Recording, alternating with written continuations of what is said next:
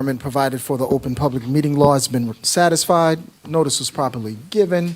Said notice having been transmitted to the Courier News on Tuesday, January 16th, 2024, as well as posting on the city's website. Clerk, may we have a roll call? Council President Briggs Jones. I'm sorry, Councilwoman Briggs Jones. Present. Councilwoman Cherry. Present. Councilman McCray. Present. Councilwoman Sessoms. Present.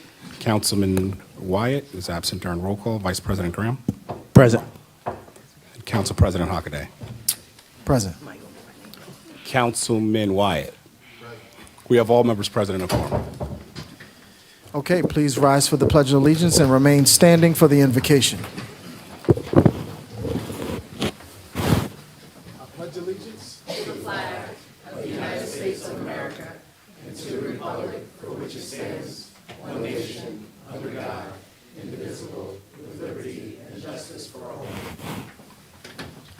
Humbly we ask God, the giver of peace and the lover of charity, to give the entire family of nations true agreement with his will and to grant the light of his spirit on all those who work for justice and who work for peace. Amen. May I have a motion to approve the minutes of the regular meeting of September 9th, 2024? So moved. Second. Okay, all those in favor, say aye. Aye. Aye. Any opposition or abstentions? It's unanimously approved. We move to presentations. BA or Mayor? Can take it from there.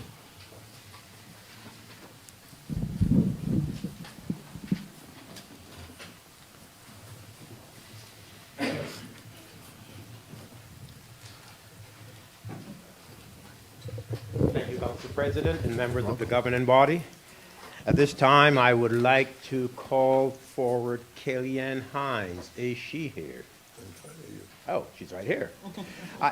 So I want to take this opportunity to present this proclamation to Ms. Hines based on the life-saving measures that she took a few weeks ago to save the life of a young child. And had she not been there at the right time in the right place, this child might not be alive today. And so I don't read proclamations in their entirety, but I will read this in this instance. Whereas on Friday, August 2nd, 2024, at approximately 10:08 a.m., ticket agent for the city of Plainfield, Kellyanne Hines, was approached by a concerned citizen requesting assistance for an infant in distress. Ms. Hines proceeded on Watchung Avenue towards the Salvation Army to investigate further while simultaneously contacting 911 for medical assistance. And whereas upon arrival, the child's father handed the infant to Ms. Hines, who observed that the infant was barely breathing and turning blue. Ms. Hines immediately administered abdominal thrusts and back slaps, during which the infant expelled their brown fluid but remained limp. And whereas the infant's father then noticed an object obstructing the child's airway and successfully removed a deodorant cap from the child's mouth. And whereas shortly thereafter, Plainfield Police Emergency Medical Services arrived on the scene, the infant, who was now alert and breathing, was transported to JFK Hospital for further evaluation. And whereas Ms. Hines' prompt actions in conjunction with the father's intervention and assistance were instrumental in saving the infant's life. And whereas this is a great example of helping a neighbor in need, and Ms. Hines' action demonstrated selflessness, concern, and caring, this serves as an inspiration for residents of the Queen City that we are one Plainfield. Now therefore be it proclaimed, I, Adrian O'Mapp, Mayor of the City of Plainfield, do hereby recognize and celebrate the heroic actions of Kellyanne Hines and the impact her actions had on the infant and its family, as well as the Plainfield community. Please join me in applause.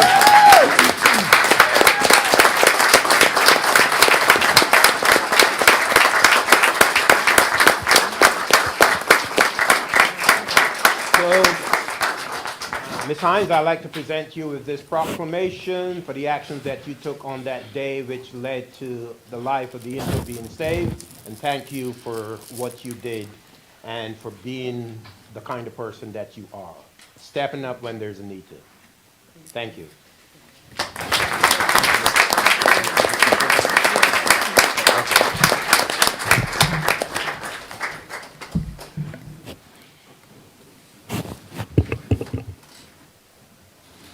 And she wants to say a few words, so.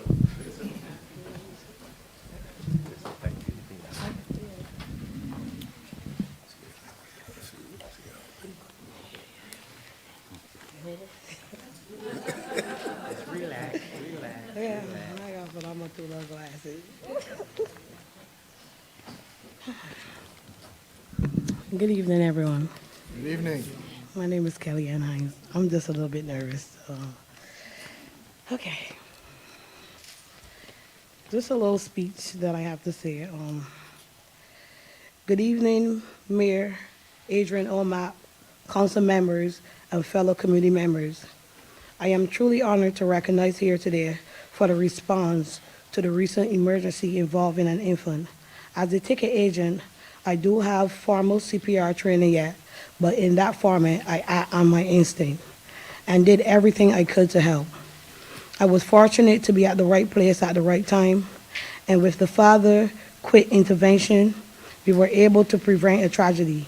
This experience has shown me the value of staying calm under pressure and the importance of having a life-saving skills. I am grateful for the recognition, but I share it with the father who assists with dislodging the object. I am committed to furthering my knowledge and training so that if faced with a similar situation in the future, I can be even more prepared. Thank you, Adrian Ormap, the council members, Sergeant Keisha Batia, for acknowledging this moment in a reminder of the importance of community and how each of us can make a difference. And I'm looking forward to furthering my CPR skills. Thank you.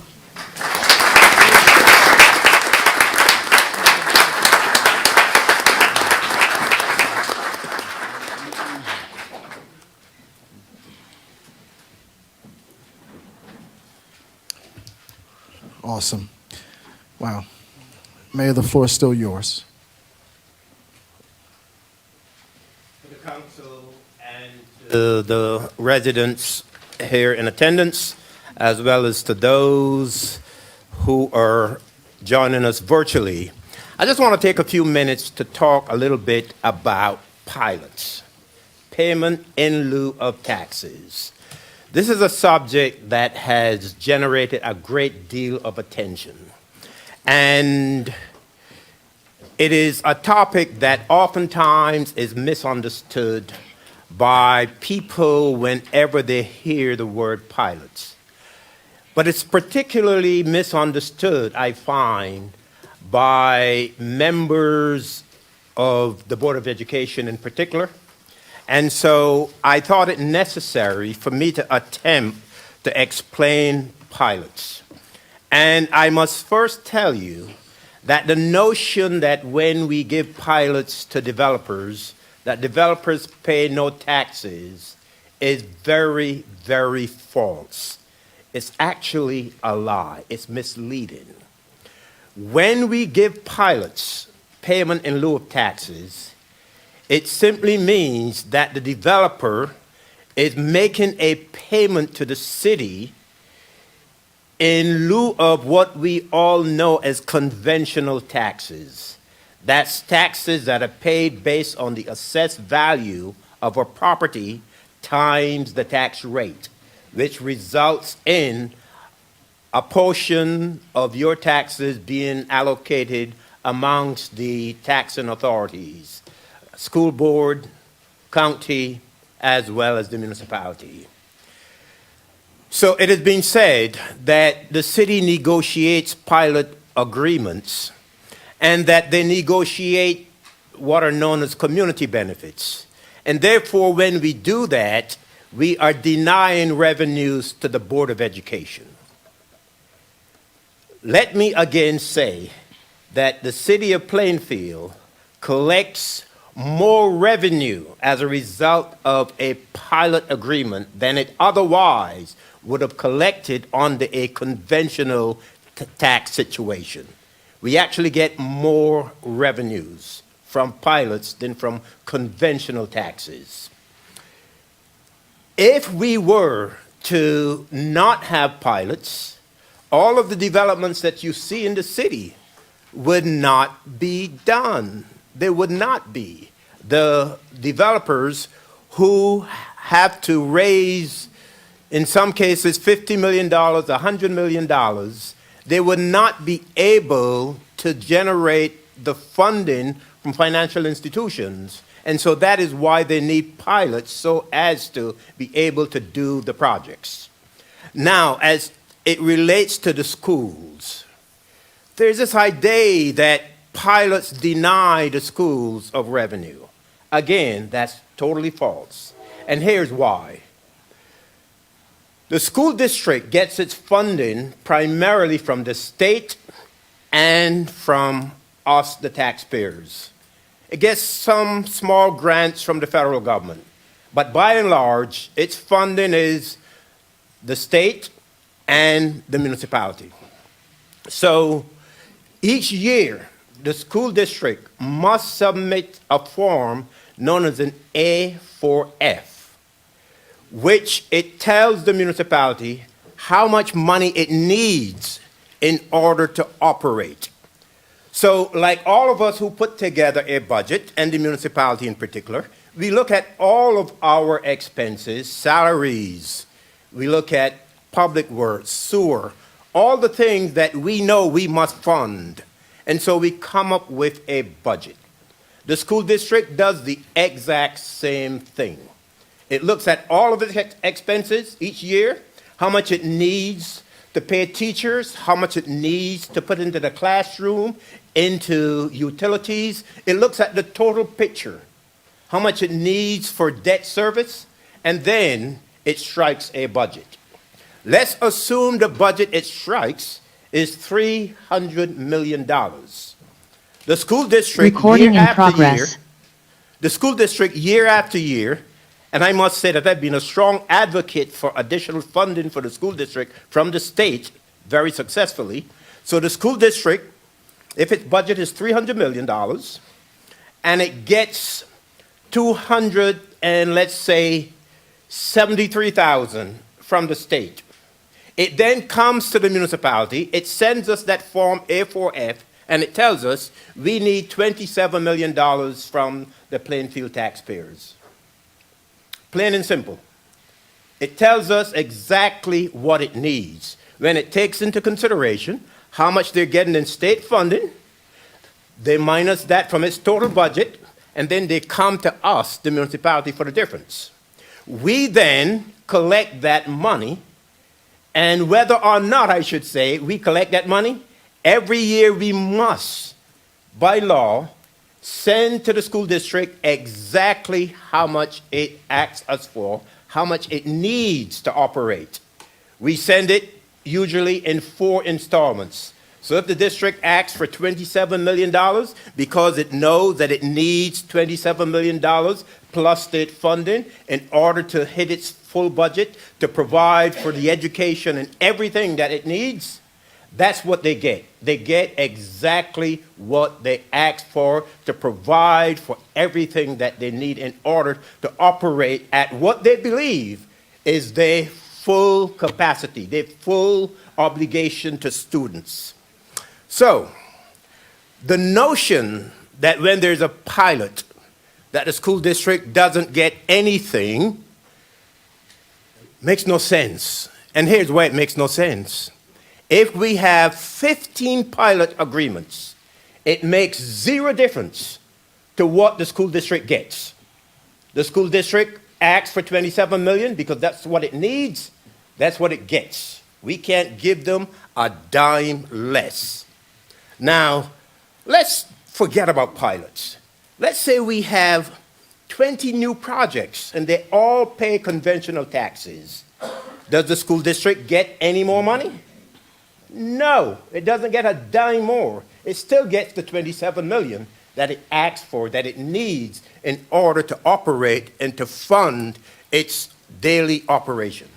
So pilots versus conventional taxes has zero impact on the funding of the school district. Zero impact. So if we have an entire city block that gets razed by some disaster, the municipality will be losing money because it can't collect any of the taxes from that entire block that was raised. Does the school district lose anything? No.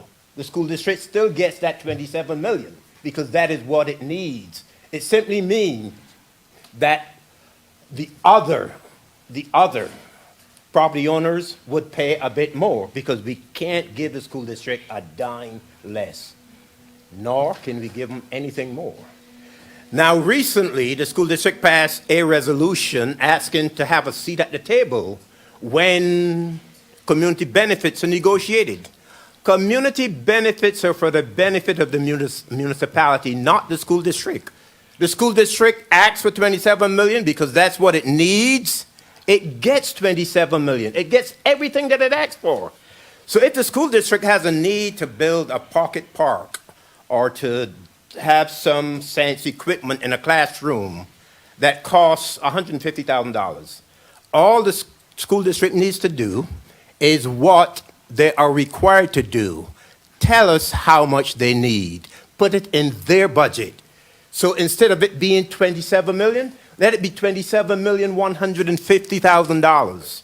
And that is what they will get because that is what they need. And that is what we as a municipality has an obligation to provide to the school district. So again, contrary to what you've heard, that the school district is shorted as a result of pilots, totally, absolutely false. The school district doesn't get a dime more if we have all conventional taxes. It doesn't get a dime less if we have pilots. They get the exact amount of money that they need to operate, that they must request from the municipality on that Form A4F, which must be certified by the municipal clerk and sent to the New Jersey Department of Education.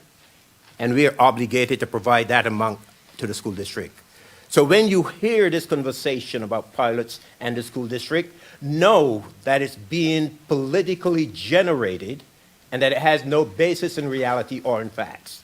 The school district is always made whole. And guess what?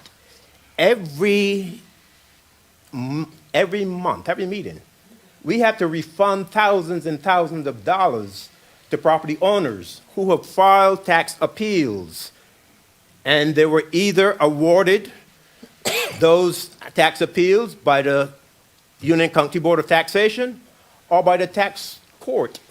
And when we have to refund $100,000, $200,000, guess what? The school district doesn't give back a dime because they don't have to. So we, the municipality, we eat all refunds. And the school district never gives back anything because they don't have to, because we have to make them whole and make sure that they get what they need and what they ask for. So I hope that brings some clarity to the conversation that oftentimes occurs when it comes to pilot. And I hope that that enlightens people who sometimes they have these questions about pilots and they're misled into thinking that developers don't pay anything, that the school district loses, and that we're doing an injustice to the school district and to the students that we serve. That is false. The school district always gets what it needs, what it asks for, and if it needs more, there's one simple thing it has to do. Ask for more, and they will get more, because we are obligated to give them what they need and what they ask for. Thank you, Mr. President. Thank you, council members. Thank you to the residents within the sound of my voice. All right, thank you for that comprehensive explanation. Okay, we are now moving to consideration of public hearing, second reading, and final passage. We have ordinances MC 2024-51 through MC 2024-55. which are scheduled for public hearing and final passage for the regular meeting as advertised. Let's see. So let's see. We'll start with the legislative bottom items. Do we have consensus to add the legislative body items to the voting meeting? That's R389-24 to R390-24. Do we have consent, or are they items that anyone wishes to remove? So moved. Second. Okay. All those in favor? Aye. Any abstentions or opposition? Okay, legislative body items are moved to the voting meeting. Okay, for the mayor business administrator items, would you present your items, madam? I sure will. Thank you. Thank you.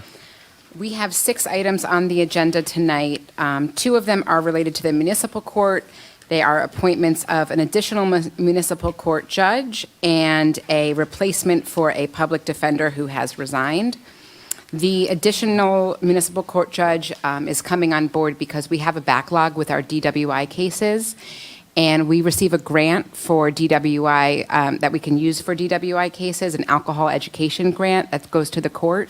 And so we are able to use those funds to hire an additional judge on a part-time basis so that we can get through our DWI backlog and have timely hearings. We had to receive approval from the assignment judge, and we did receive that approval, so that's why we're coming to you now. So it does, has been given the okay from the assignment judge. And like I said, the public defender is a replacement for a resignation. The following 4 resolutions are all related to our health insurance plan. So I'm bringing to you a resolution to leave the state health benefits plan. As you know, the state health benefits plan has gone up about 50% over the last 3 years. I think 3 years ago it was 24%. Last year was about 5%. Now we're looking at 17%. I believe that it's time to stop the bleeding. You'll see in the attachments, and I've talked about this at length with you before, that we have a 2-month premium delay. And so in next year's budget, you may not see reflected the savings from this decision. However, you will see it moving forward. And I believe that the fiscally responsible thing to do is to leave the state. We have no reason to believe that these increases won't continue at this level. We did get 2 bids on us, which we have to take advantage of because those of you who've sat here for many years know that there have been years where we had no option but to stay because we didn't have any other bids. We were bid on by both HIFs, the Aetna HIF and a brand new Horizon Blue Cross Blue Shield HIF that will be starting in January for the first time. That one was the cheapest option. It also causes the least disruption because our employees are currently on Horizon, so there'll be no change in provider. And so we are looking to go with the brand new HIF. It's an Acrisure HIF. It's going to be backed by Horizon. We're one of 3 municipalities that are starting it, but there are others coming on for February 1st. And so the first resolution is leaving the state. That's 39324. And then the next 3 are all related to joining the Horizon HIF. It's joining the HIF, appointing myself and our CFO, Ricky Gartz, as commissioners who would have to serve on the HIF, and then executing the indemnity and trust agreement. Happy to answer any questions. Do you have any questions from council members? Council President, I have a question. Please go ahead. Excuse me. So with the new health care, you said we won't realize the savings for about another year. So if there is a change in rate, we would have to wait 2 years in order to renegotiate? No, so rebid? the reason that we won't see the savings next year is because we have this 2-month premium delay. When we first went into the state, in the year that we went in, we only paid 10 months over 12 months. So now next year we have to pay back those 2 months. So essentially we'll be paying next year 14 months of premiums over 12 months because 2 for the state and 12 for the HIF. Once that's paid off, then we'll start seeing the savings. If next year, around this time, that HIF is going up a huge amount, I don't think it will, but if it does, we'll have, whoever bids on us will still have those options, and we'll still have the option to switch again. but we will start seeing a savings after we've paid off the 2-month premium delay. And if it turns out that we're able to pay off some of this 2-month premium delay this year, we won't know until November when we see kind of where we are with the budget, then anything that we pay off would increase the savings next year. We might be able to realize savings, but I won't know that until we're closer to the end of the year and I see where we are with the budget, what's left, et cetera. And this plan covers all city employees, civilians, and law enforcement and fire? Correct. Everybody, just like the state does. Police have their own prescription plan, but it would be included in this. For all, okay. And then regarding the assignment of judges and public defender, what is that process? You mentioned that you did reach out to the assignment judge, but what is the hiring process? Is this open competitive, or does the assignment judge say this is who you have to take? Could you talk a little bit about that? So the assignment judge has the final say as to who we can appoint. The mayor speaks with people, decides who he wants to bring to your attention, but before he can even bring it here, we have to have the assignment judge approve the name. And so we did reach out. We did reach out to her and receive approval before we can bring it to you. And that includes the public defender as well? No, just the judges. Okay. Council President, that's all I have. Thank you. Anyone else? Yes, just one quick question. Regarding the HIF, did you meet with the leadership in the different unions to get buy-in prior to doing this? Yes, I met with them prior to bringing this to you. Met with them last week. We went over, I was just very transparent. What you have here, they have. I gave them the Chapter 78 contributions for both the state and the new HIF. They saw that, they'll be paying less per month, and it's the same plan, and so they were all on board. Thank you. Okay, anyone else? Okay, do we have consensus to add these items to the voting meeting? Just another question. Oh, sure, please. As far as the health benefits, and now you negotiate, you said every year or every 2 years? We go out to bid every year. Every and year. we see who bids on us and if there's any takers. Okay, and then you, of course, obviously you compare the different companies, the Horizons and the Aetnas and whomever, to see Exactly. who has the better benefits for the staff. Exactly. Okay. Whoever bids on us, that's who we assess and, look at the price. We can't lower the benefits because it has to be equal to or better contractually. Right. Now, do you think that you would ever enter back into the state benefits, ever? If they stabilize, Uh-huh. if they stabilize themselves, potentially,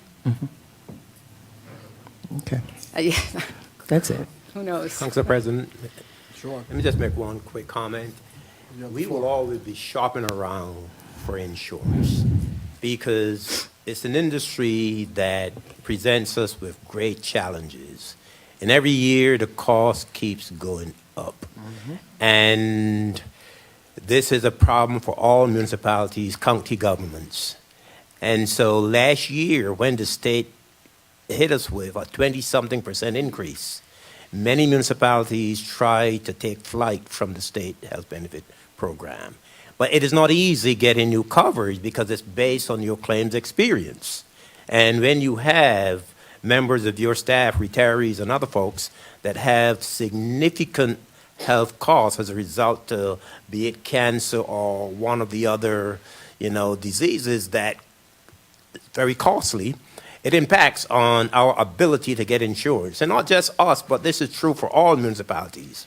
And so we aren't going to sit here tonight and tell you that we aren't going to be shopping around again next year because we always want to keep the costs down. We don't want to go to our taxpayers, which is where the money comes from. If the state decides it's going to pass on to us significant increases. And that is why we've been shopping around for the last 2 years. And finally, we've been able to get this plan that cushions the impact of what might otherwise have been a huge increase from the state. And so we'll do what we have to each and every year. We'll look at the costs and we'll make the decision that we believe is most favorable to the residents of the city. Okay. Do we have consensus to add these items to the voting meeting? Yes. Yes.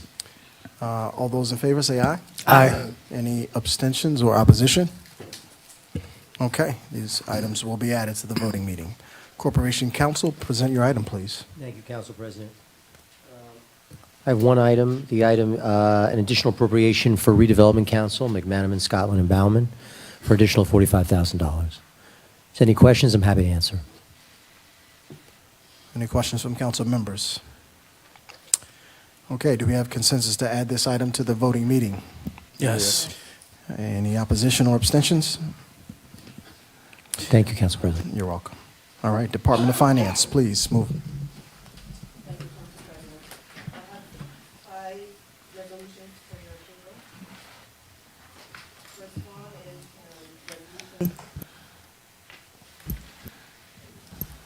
Resolution authorizing the approval to adopt a prototypical deferred compensation plan. This is really confirmation to the DLGS that the city has adopted a deferred compensation plan and that such plan is in compliance with the Internal Revenue Code and that there is a local plan administrator. Then resolution number 399-24 is resolution authorizing the approval to conduct the tax sale electronically, which is what we did last year, and we're looking to do that again this year.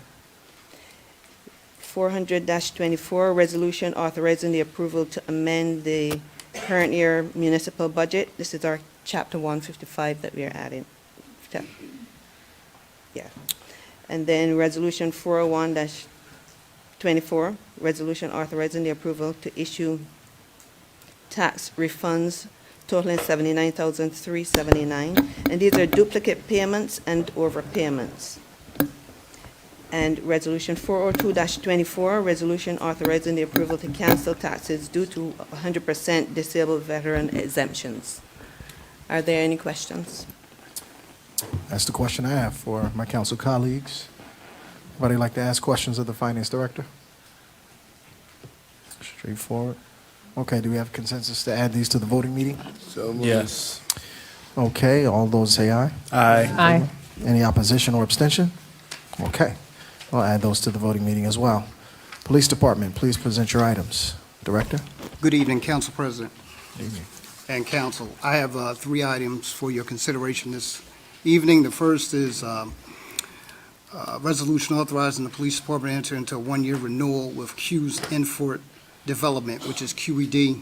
This is the maintenance system that we use for all of the records management systems in the Police Department. It covers the Police Department, 911, computer-aided dispatch, fire, and our police records system. This is a contract that we renew every year. It's for $40,281. Resolution 40424 is a resolution authorizing the award of a contract to Aron Security, Inc., DBA Arrow Security, for armed and unarmed security guards in an amount not to exceed $40,380. This is so that in an effort to put more police officers back out on the street, the officers that are currently in the City Hall and in City Hall Annex will be put back out into a patrol function, and 3 armed or unarmed security guards will take post in City Hall and also in the Annex. As a added benefit, because of the savings by putting these officers back out on the street, we will also provide armed coverage to the Plainfield Public Library. The Plainfield Public Library is a vital resource in our community. We feel that it needs to be covered and taken care of on a more strategic and aggressive basis. We want to clear up that whole area and Library Park to make the library more inviting for families and individual taxpayers who live in our community and in the surrounding communities, because it is one of the best libraries in Union County.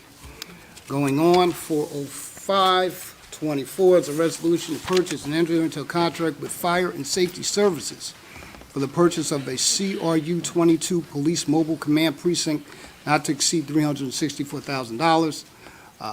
This is funds that is UEZ funding that was provided to the Police Department by Director Fields in Economic Development. This will give us a permanent footprint in the downtown area around the clock, so we can step up our efforts in cleaning up the downtown area and making it safer and brighter by having officers out there and increasing, like I said, our footprint in the community. That's all I have. Okay, any questions from council?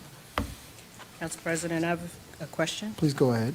But before I ask my questions, I want to congratulate the police director for the Faith in Blue Week of Service. I thought it was an amazing engagement of police, clergy, and community, and I look forward to next year.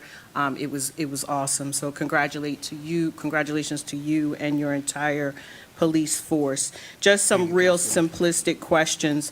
On the armed security, I see you're only asking for $40,000. Is that to take us from October to December 31st? That is correct. Okay. It's about $20,000 a month for us to cover those locations, so it would be for November and December of this year, and then going into the next year, it would obviously be based on budget approval. Got you. And then regarding the mobile command precinct at 364, are the urban enterprise zone funds going to cover that cost entirely, or 300,000 of that? It's going to cover it entirely. Okay.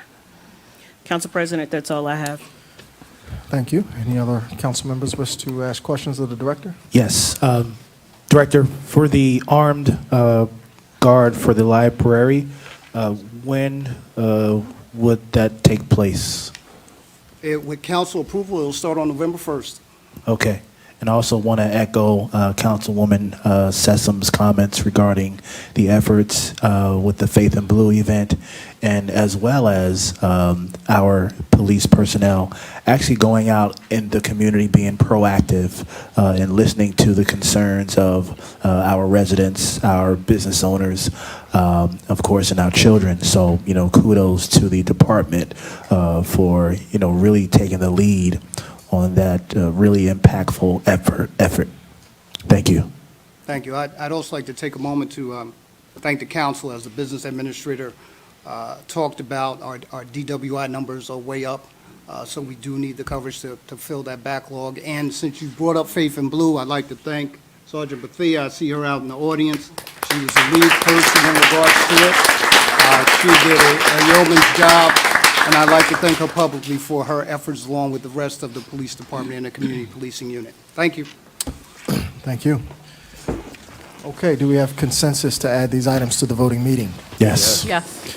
Any, all those in favor say aye. Aye. Any opposition or abstentions? Okay, those items are added to the consent agenda. Fire Department. Fire Department has one resolution for tonight, and that is for a change order for additional services that was needed, paving the lot and back to the firehouse. Okay, any questions from council members? Okay, do we have consensus to add this to the voting meeting? Yes. Okay, all those say aye. Aye. Any opposition or abstentions? Okay, that shall be added. DPW Director. Good afternoon, Mr. President and Council. Calling for the work for 7 resolutions for your approval. Resolution 40724, resolution authorizing the City of Plainfield to support the County of Union application to the New Jersey Transportation Authority. This is for traffic signal warrant evaluation for lights. That's at Plainfield Avenue and West 8th Street and Plainfield Avenue and Randolph Road. This was done back in January of 23, but we did a traffic study evaluation, and this is where lights will go for the county once everything's approved. And Resolution 40824 is resolution authorizing change order 1, decreasing original contract amount by $72,702.56, and final payment in the amount of $64,240.64. That's for the performance bond retainage for the West End Avenue and Grant Avenue improvements. That goes to Top Line Construction. And Resolution 40924, resolution authorizing change order number 1, final decrease in original contract amount by $9,804, accepting a 2-year maintenance bond, releasing the performance bond, and retaining final payment in the amount of $2,015.89 for the Hanack Park tennis and pickleball courts improvements to Halcon Inc. Resolution 41024, resolution authorizing the purchase of one new 2024 Eldridge street sweeper for the amount of $322,139.06. This will add 3 sweepers to our fleet. That's much needed. Resolution 41124 is resolution authorizing the award of professional service contract to Illinois Associates to design an ADA compliant playground at Siler Field in the amount of $47,500. Resolution 41224, resolution authorizing approval to utilize the Educational Service Commission of New Jersey. This is a co-op for milling, paving, and road reconstruction of West 8th Street from Park Avenue to Grant Avenue. And that goes to Garden State Pavement Solutions, located in Commerce Street, Tinton Falls, in the amount of $754,852.60.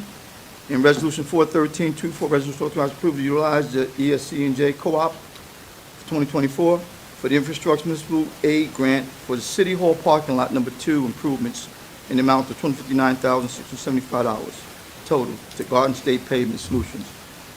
Here, there's any question you may have. Questions from council colleagues? Council President? Yes, go I ahead. have a few questions. Sure. But before I ask my questions, I was remiss in not acknowledging our fire director for the fire department showcase that I was able to attend.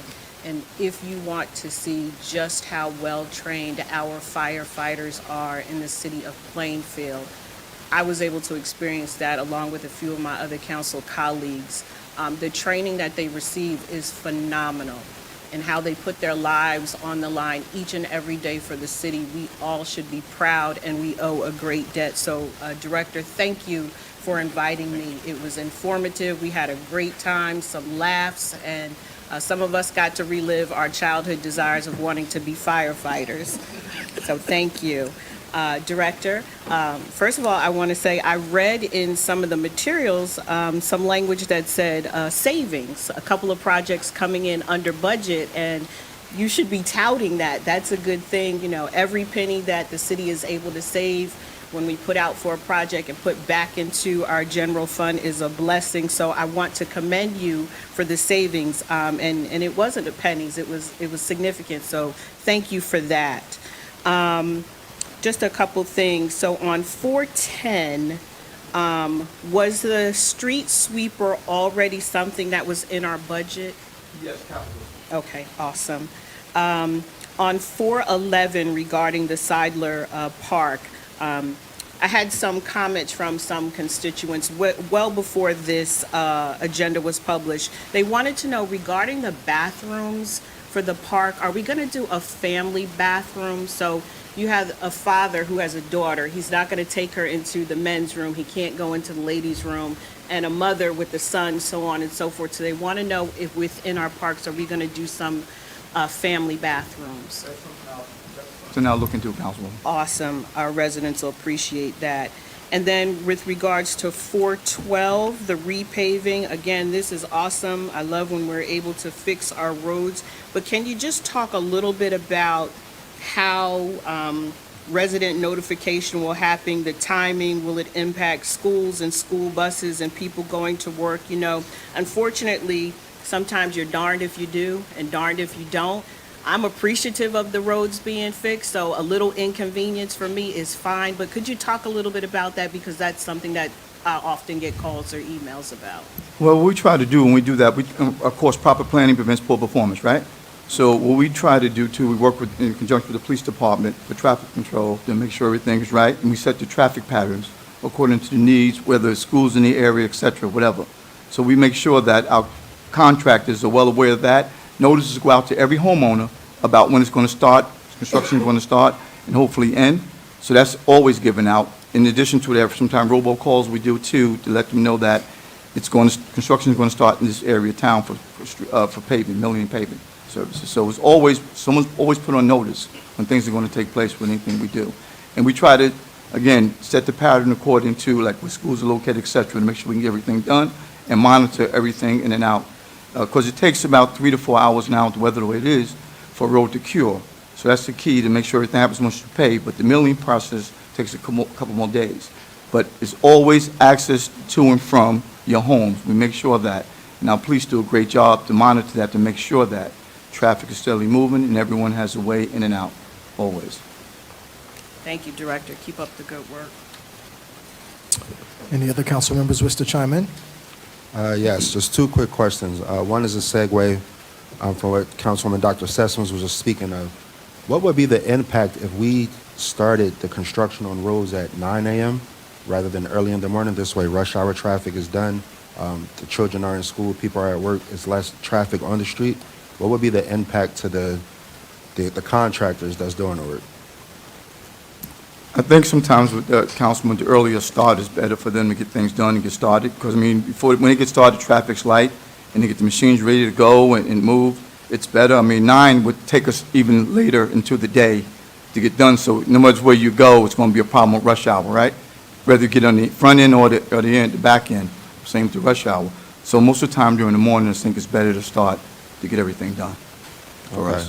That's just something I would like us to just take a look into. I did look at some other municipalities that did pass resolutions saying that 9 a.m. would be the start time.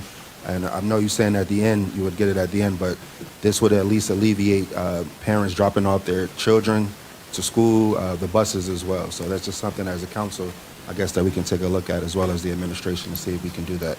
The second question was regarding the paving of the parking lot number 2 at City Hall, and that's next to the Salvation Army, correct? That was the previous old Salvation Army parking lot, yes. Yes. Will the EV charging station still go at that location? Yes, that's where they're going, Councilman. Okay, Yes. all right, thank you. Any others? Mr. President, Yes, Mayor? I have just two comments on total resolutions. 407, I think it should be pointed out that these two intersections, Plainfield Avenue and West 8th Street, as well as Plainfield Avenue, one side is Randolph Road, the other side is Sheridan. There were significant number of accidents at these two intersections over the years, which, damaged people's properties, and as a result, we receive a plethora of complaints from the residents in that area who pretty much all but demanded that we do something to enhance public safety. And so we work closely with Union County, because Plainfield Avenue is a county road, the side streets are local roads, and we were able, through traffic studies, to justify why there's a need for traffic lights at these two particular intersections. And hopefully the county will be able to get the funding so that we can move forward with placing traffic lights at those two intersections. The other one is 411, and this is more an appeal. We have spent millions of dollars enhancing our parks. At Silo Field, we spent no less than $6 million or so. And what has been happening is that vandalism has been plaguing some of our recreational spaces. And someone cut a chunk of the fence out from Silo Field. Now, if you see something, say something. But these are tax dollars that we are investing in making our parks what residents want them to be. And when you have someone who cuts out a portion of the fence, and they didn't just pull back the fence, they cut a chunk out. And so I just want to bring that to the attention of the public so that when they see something, they'll say something, they'll bring it to the attention of our police department. We will look at ways that we could do some more monitoring by cameras and so on. But at the end of the day, residents should understand it makes no sense to destroy your own property. And that really, gets to me, seeing the investments of tax dollars that we're putting into these facilities to make them the best. And then we have people just destroying the same facilities that they're asking for. And so I just wanted to put that editorial comment up. Yeah. Well understood. And, there also could be a possibility that they're out-of-state or out-of-city residents. They might not even be our taxpayers that are doing that stuff, and that's the hope. But nevertheless, as taxpayers, we all have to be vigilant to make sure that if we see something, we certainly report individuals who are doing this so that they don't destroy our property. Okay. Any other council members wish to chime in? Do we have consensus to add these items to the voting meeting? Yes. Okay, all those in favor say aye. Aye. Any opposition or abstentions? Okay, those are added to the consent agenda. Economic Development, please present your items. Good evening, Council. I have resolutions 414 through 420-24. The first resolution is to conduct a redevelopment study for Block 11, Lot 21. The second resolution is to designate a redeveloper for 516-522 Arlington Avenue. This is to develop a 2.5-story, 11,000 square feet daycare. The next resolution is to re-examine TODD South redevelopment plan. This is to look at adding additional block and lots to the redevelopment plan. The next resolution is looking at the scattered sites redevelopment plan. This is to add the townhome use to the plan. The next resolution is to re-examine the Western Industrial Corridor redevelopment plan. This is to add educational use to the plan, looking to have a presence of King University. The next resolution is to look at several of these properties that are listed in the interest of developing a small home ownership lot redevelopment plan.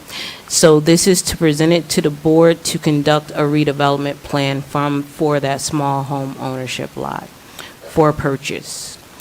The next resolution is to apply and accept a Union County grant. It's greening of Union County. This grant would allow us to plant approximately 100 trees throughout the city. That is all that I have. Questions from council members? Council Council President, I had a President. question. For R 416-24, you mentioned Kane University. Could you talk about the services and programs they're going to be offering?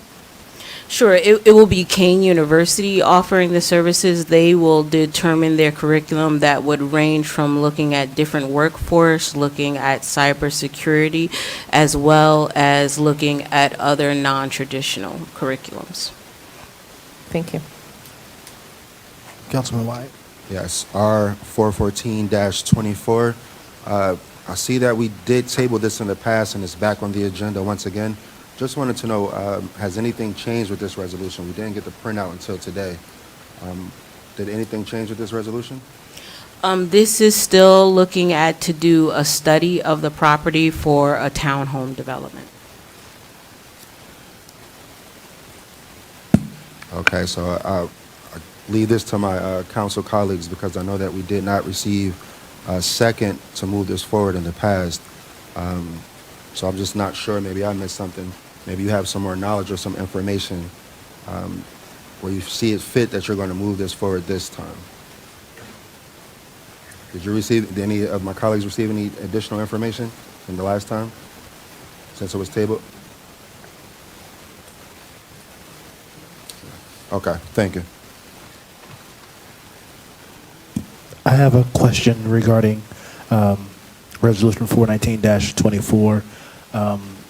These, I'm assuming, are undersized lots? Yes, a majority of these lots are undersized to be considered for single home ownership, or they're undersized if looking at the possibility of developing for two-family homes. Okay, and giving these opportunities, would these homeowners need to go before the zoning board for a variance, or does this alleviate that? No, once this is in a redevelopment plan, then the bulk standards and the zoning requirements that are in the redevelopment plan supersede. Okay, thank you. Council President. Go- Just real quick, Director, and this may be, the answer may be no, but regarding 419-24 and it being single homes homes for purchase, is there an opportunity to ensure that Plainfield residents get first opportunity? Yes, it can be a part of the deed restrictions. Thank you. Councilwoman Cherry? Thank you. For 414-24, could you talk about the steps? So this is just a plan, correct? And then what will be the steps after? Okay, thank you.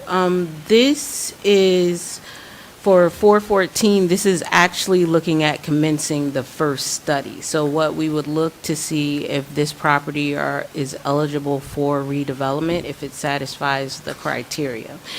If it's found to satisfy the criteria, that is presented to the planning board. Then after, if the planning board chooses to recommend it as an area in need of redevelopment, which smart growth can be an area in need of redevelopment, it does not have to be a blighted or dilapidated property.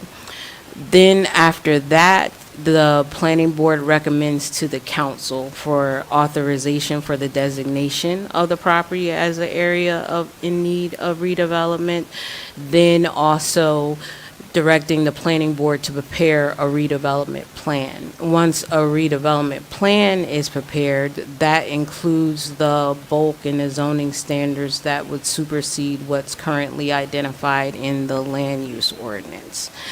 That redevelopment plan, if it is approved by the planning board, then it is presented to the council for adoption, and it goes through 2 readings for adoption for that. Then after that, the city administration could choose to recommend to the council for the designation of a developer for the property.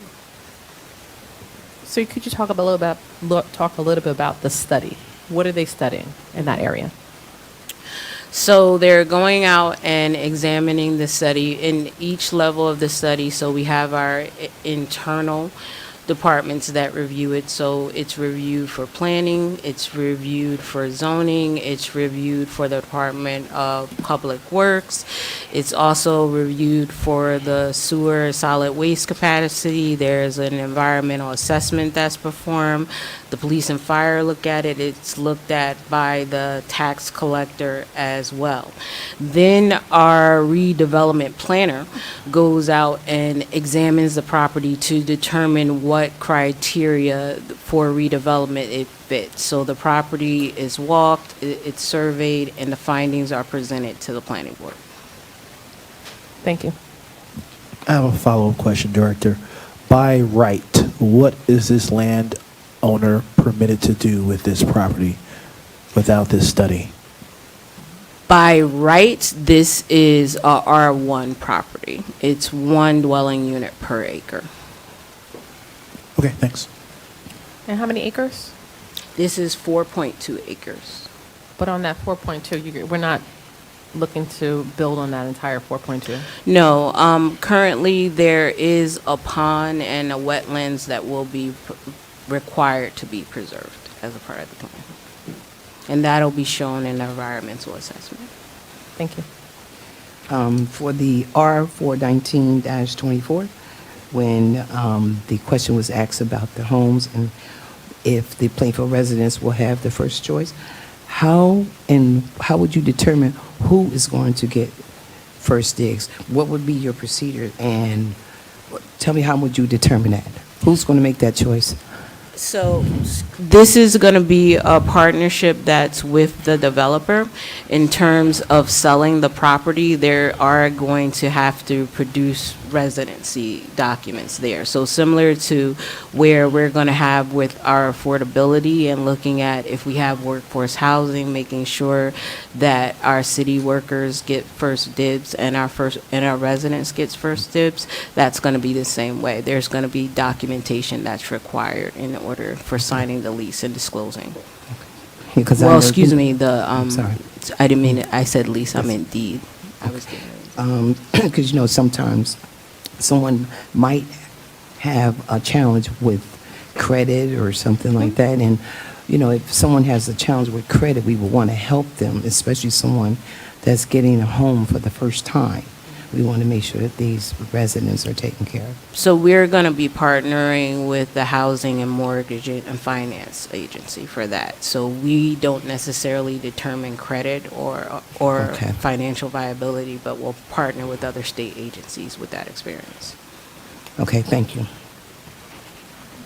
Director, on the deed restriction, does that have to come before council, or is that language that you all can, the city can automatically put in the agreement? Because you said can. So what will come before council, similar to the when we present affordable housing and it's a deed restriction, you do have an attachment to look at the clauses of the lease and the restrictions. Thank you. Any other questions from council members? So for 414, approximately how many other times after the study would they come before council if it were to move forward? So, it comes back again once you have the study complete. It comes back again once we look at presenting the redevelopment plan itself. It also comes back again when we're looking at designation of the developer. And it comes back again if there's any financial agreement. So it comes back anywhere from 3 to 4 times. Okay, thank you. In all those times, will the council be able to ensure that this is a 100% affordable property? Yes. Okay, thank you. Last call for questions from council colleagues. Okay, do we have a consensus to add these to the voting meeting? No. Okay, which one would we like removed? 414-24. Any others? Okay, we'll remove that from the consent agenda. Can we have consensus on the remaining items? Yes. Okay, all those in favor of all items besides 414, say aye. Aye. Any opposition or abstentions? Okay, that is noted. All right. Okay, Department of Health and Social Services. Good evening, Council President, Council. Council President, I am withdrawing Resolution 421-24. The remaining 2 resolutions, 422 and 423-24, are grant applications. One is to the Mayor's Wellness Campaign, which we had successfully did last year, and this year rather, and we're applying for the same funding for next year. Many of those activities were around increasing awareness of mental health. We did outreach in the community as well as outreach internally. So it was a comprehensive grant, and so we are applying for that grant as well. 423-24 is a grant through the Division of Aging, Department of Human Services, and that is to fund salaries and programs, and that money goes through social services as well as through our senior center, and that's what we use those funds for. And those are 2 applications we're submitting. Okay. Questions from council colleagues? Okay, do we have consensus to add this to the voting meeting? Yes. All those in favor say aye. Aye. Any opposition or abstentions? Okay, that shall be added. Department of Communications just left. We can go out of turn. Let's go to Department of Solid Waste and Sewer. Thank you, Council President. Council, I have 3 resolutions for your consideration tonight. 425 is a resolution to purchase 1 new 2026 Mack Granite. This is a roll-off truck to carry those big boxes around that we use.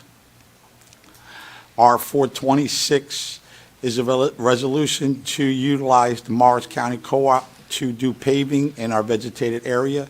We have a spot in the transfer station where we collect vegetated waste. It gets very muddy back there. So we're going to pave this surface to help reduce that mud. It's also a requirement with the DEP. Resolution 427 is a resolution to buy one new Mack 2026 granite. This is a vac truck. This is to maintain our city sewers and sanitation lines, sanitary lines, I'm sorry. Any questions? I'll be more than glad to answer. Any questions?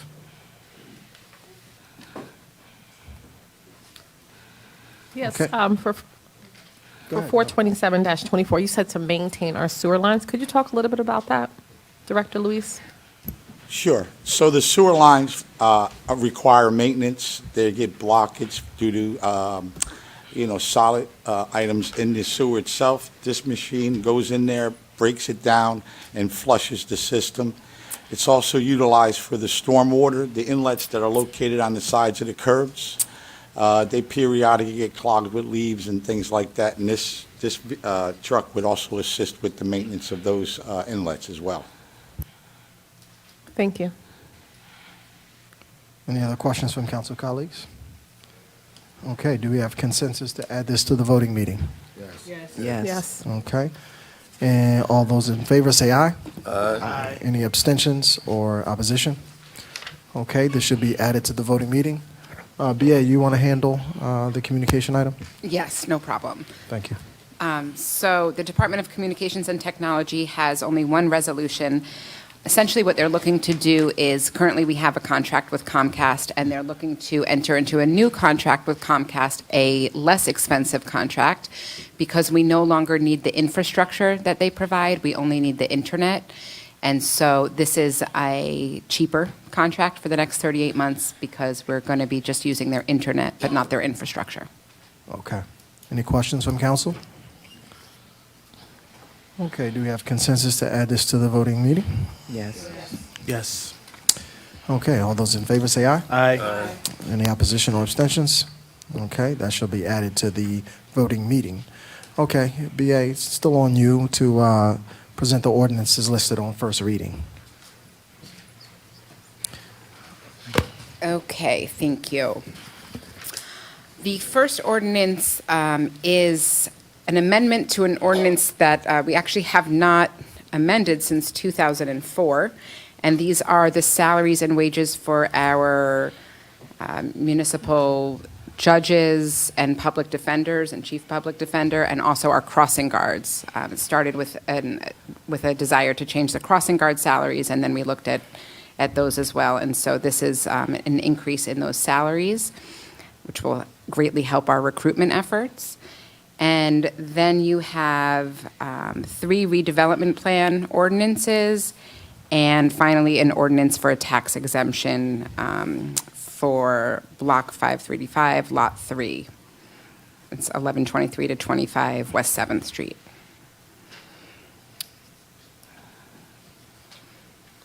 Okay, any questions from council members? Just a comment on MC 2024-56. From what I read about the wages that the traffic guard gets, they're going from, I think, $13 an hour to $18 an hour? Yes, so actually they were getting 15 because that's the New Jersey minimum wage, but we are bringing that up to 18 as the starting point. Yeah, this is great for retention and recruitment because a lot of our crossing guards, they're on a fixed income, and this is significant. It will help with, extra things that they may need the money to buy. With this wage increase, of course, this gives them better choices.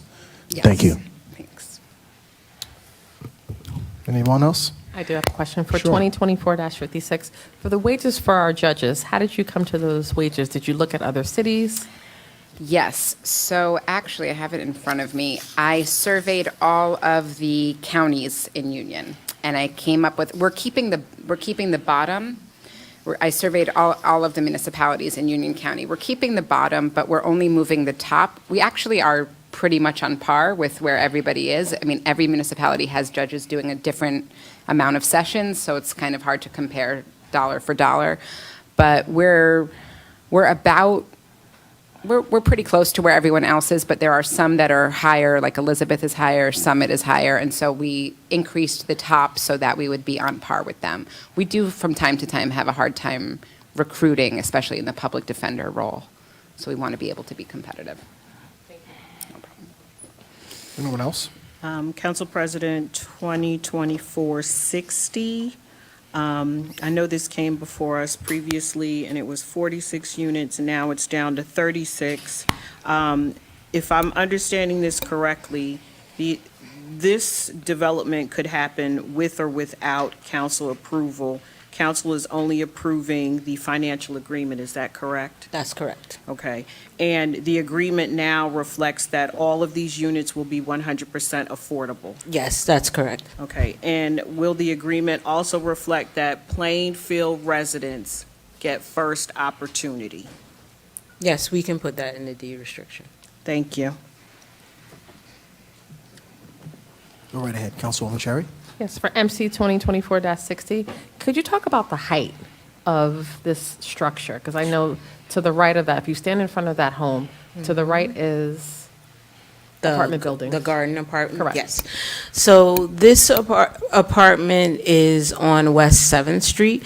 The maximum height that is allowed based on the redevelopment plan is 40 feet.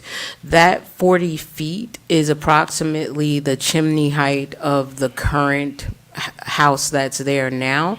Is actually 40 feet is actually lower or the same as the multifamily house that's right to the left of it if you're facing it. It is a bit higher than the garden apartments that are to the right. And could you talk about parking?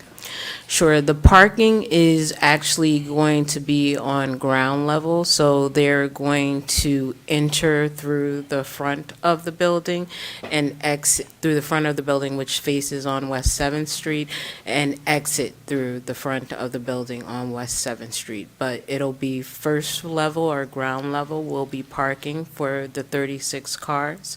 Then there'll be apartments on the second and the third level. Thank you. Council President? Yes, go right ahead. Yes. MC 2024-57. While I do agree that the municipal court and the police station do need upgrades and renovations, I just want to ask a question on the record. Is this municipal complex red plan, does it consist of any apartments that would be built? This is looking at a municipal complex which will be multiple buildings. So it'll be the municipal building, which includes the uses here as well as additional uses for the complex. And it will also include affordable units, partnering with the developer. Okay, can you just, I was looking at the presentation that was presented to us, but can you just give us a description of like where the apartments would be? So I will say that what we're presenting tonight is the plan, and the concepts come at the time of the designation of the developer, which will be presented. Okay, so we don't have a ballpark figure of how many units? I can say that right now, we're looking at 100% affordable units, and we can present the plan, which hopefully we'll be able to designate next month. Okay. And 2024-60, just on the record as well, this is a single-family home that's here, West 7th Street, which is a very busy street. I know that the ordinance did say that there's one parking space per unit, so 36 parking spaces. So where do the other, if you are a tenant that has two vehicles, where would they park at? So they can park at other locations, but according to our plan, we're not required to require any additional units or parking spaces for that. Okay. All right. Thank you. That's it. Thank you. Any other questions? Real quick, the MC 2024-57, the redevelopment of the municipal complex. I know there's a statue or something in the front. I believe it is. How are we going to move that? What are we going to do about The that? memorial will be incorporated into the design. Okay, all right. I just want to make sure. Okay, thank you. have one more question. Go right For ahead. MC 2024-60, what is the ratio for parking and then also for a rental? If we have 36 units, is It's it 36? 1-to-1. 1-to-1?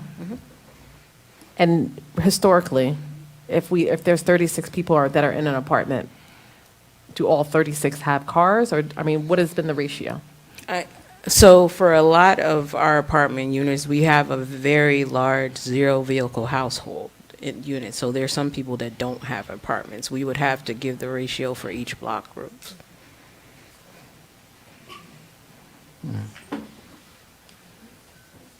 Okay. Any other questions? Okay. All right. Do we have consensus to add these items to the voting meeting? Yes. If there's any that we'd like to remove, please state. Is anybody requesting removal of any of the items? Point of clarity, we have to vote one by one of them, correct? That's correct. Okay. At the time of the regular meeting, we'll be voting on them one by one. Right now, we're determining whether there's consensus to add all these orders to the agenda. We can just do that with a voice vote. Do we have consensus? Yes. Yes. Okay. Any opposition or abstentions? Okay, hearing none. These are added to the voting meeting. Thank you. Okay. We will recess for 5 minutes and come back to the voting meeting. Recording.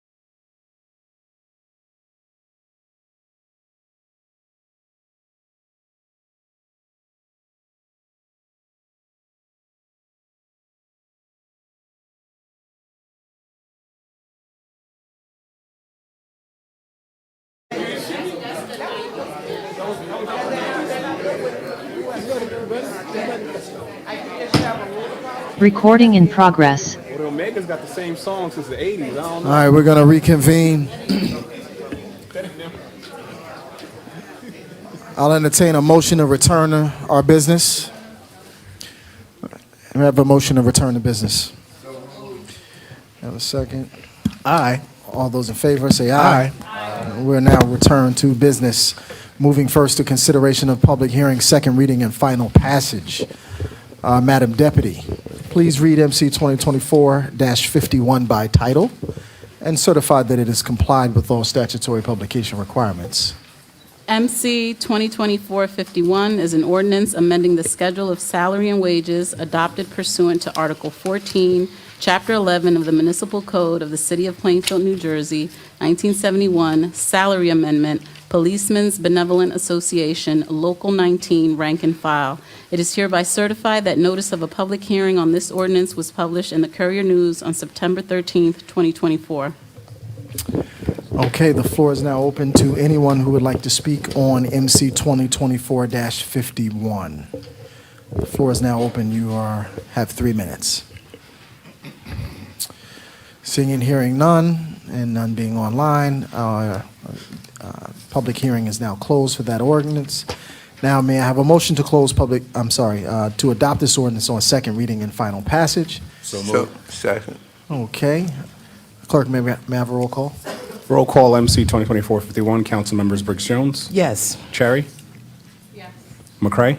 Yes. Sessoms. Yes. Wyatt. Yes. Vice President Graham. Yes. Council President Hockaday. Yes. That is unanimous. This ordinance has been adopted on second reading and final passage. Thank you, Madam Deputy. Please read MC 2024-52 by title and certify it's complied with the law. MC 2024-52 is an ordinance amending the schedule of salaries and wages adopted pursuant to Article 14, Chapter 11 of the Municipal Code of the City of Plainfield, New Jersey, 1971, Salary Amendment, Policemen's Benevolent Association, Local 19, Superior Officers. It is hereby certified that notice of a public hearing on this ordinance was published in the Courier News on September 13th, 2024. Okay, the floor is open to anyone who would like to speak regarding MC 2024-52. Seeing and hearing none and no one being online, public hearing on 2024-52 is now closed.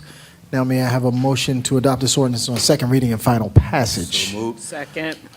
Clerk, can I have a roll call? Roll call MC 2024-52. Council members Briggs Jones. Yes. Cherry. Yes. McCray. Yes. Sessoms. Yes. Wyatt. Yes. Vice President Graham. Yes. Council President Hockaday. Yes. That is unanimous. This ordinance has been adopted on second reading and final passage. Madam Deputy, 2024-53, please certify it's complied with the law. MC 2024-53 is an ordinance amending Chapter 2:12-9, assignment for off-duty private or quasi-public functions on the municipal code of the City of Plainfield, New Jersey, 1971. It is hereby certified that notice of a public hearing on this ordinance was published in the Courier News on September 13th, 2024. Floor is now open to any member of the public who'd like to speak on MC 2024-53. Hearing and seeing none, I am closing public comment on such ordinance. And now I entertain a motion in a second. So moved. Second. Okay, Clerk, may I have roll call? Roll call on MC 2024-53. Council members Briggs Jones. Yes. Cherry. Yes. McCray. Yes. Sessoms. Yes. Wyatt. Yes. Vice President Graham. Yes. Council President Hockaday. Yes. That is unanimous. This ordinance has been adopted on second reading and final passage. Thank you. Madam Deputy, please read MC 2024-54.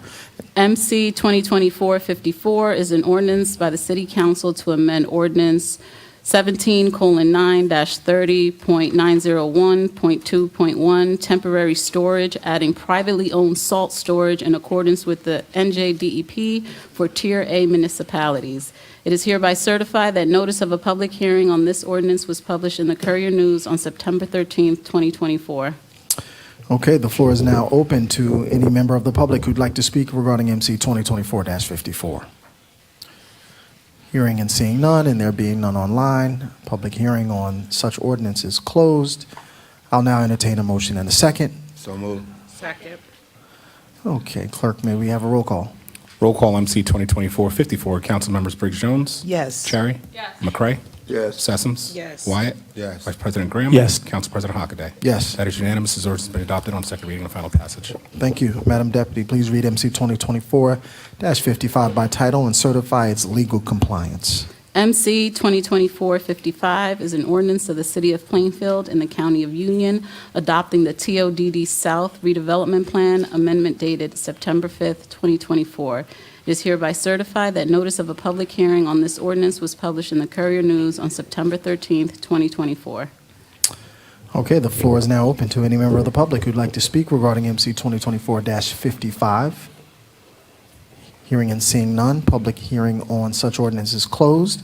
I'll now entertain a motion to adopt this ordinance on second reading and final passage. So moved. Second. Okay, clerk, roll call, please. Roll call MC 2024-55. Council members Briggs Jones. Yes. Cherry. Yes. McCray. Yes. Sessoms. Yes. Wyatt. Yes. Vice President Graham? Yes. Council President Hockaday? Yes, That is unanimous. This ordinance has been adopted on second reading and final passage. thank you. We now move to public comments limited to resolutions, motions, and ordinances to be introduced on first reading. A total of 30 minutes has been allocated for public comments, limited to the same. Each speaker will be given 3 minutes. The floor is now open. State your name, address, and identify the resolution you're speaking regarding when you come up. Yes, good evening. This is in regard to 414-24, about the lot on Woodland Avenue. I noticed that it was tabled earlier this evening.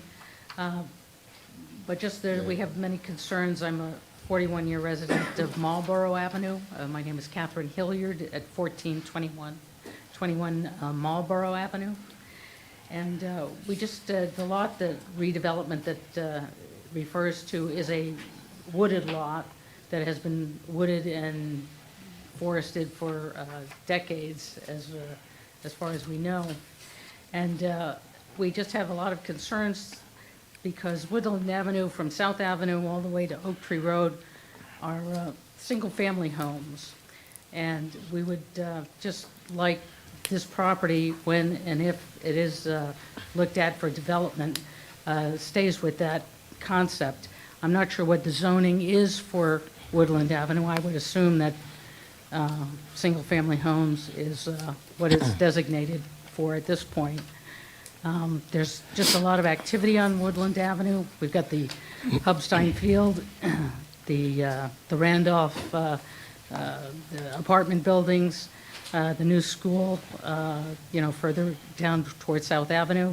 So there's just a lot of traffic there, and all of us on Marlborough Avenue are concerned with the amount of activity on that street. Further, Marlborough Avenue is directly below this wooded area, and any runoff or any kind of flooding or that really kind of pools on Woodland Avenue is always a concern of ours as well. So at some point when this is further considered, we'd very much like to have some input or our concerns, presented at a later date. So, thank you. Thank you.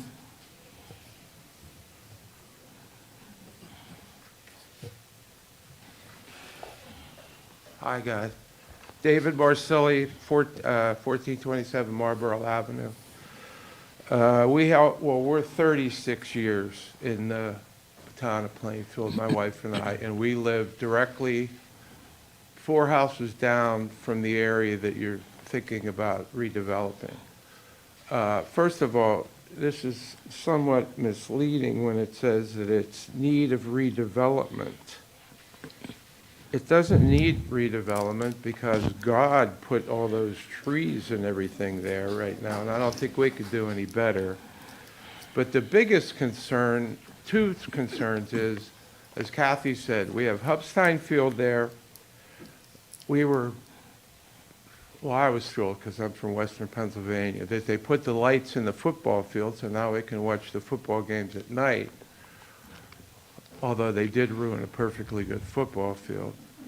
But the water runoff coming down from Woodland Avenue down our street and every other street down the road towards the school, the new school.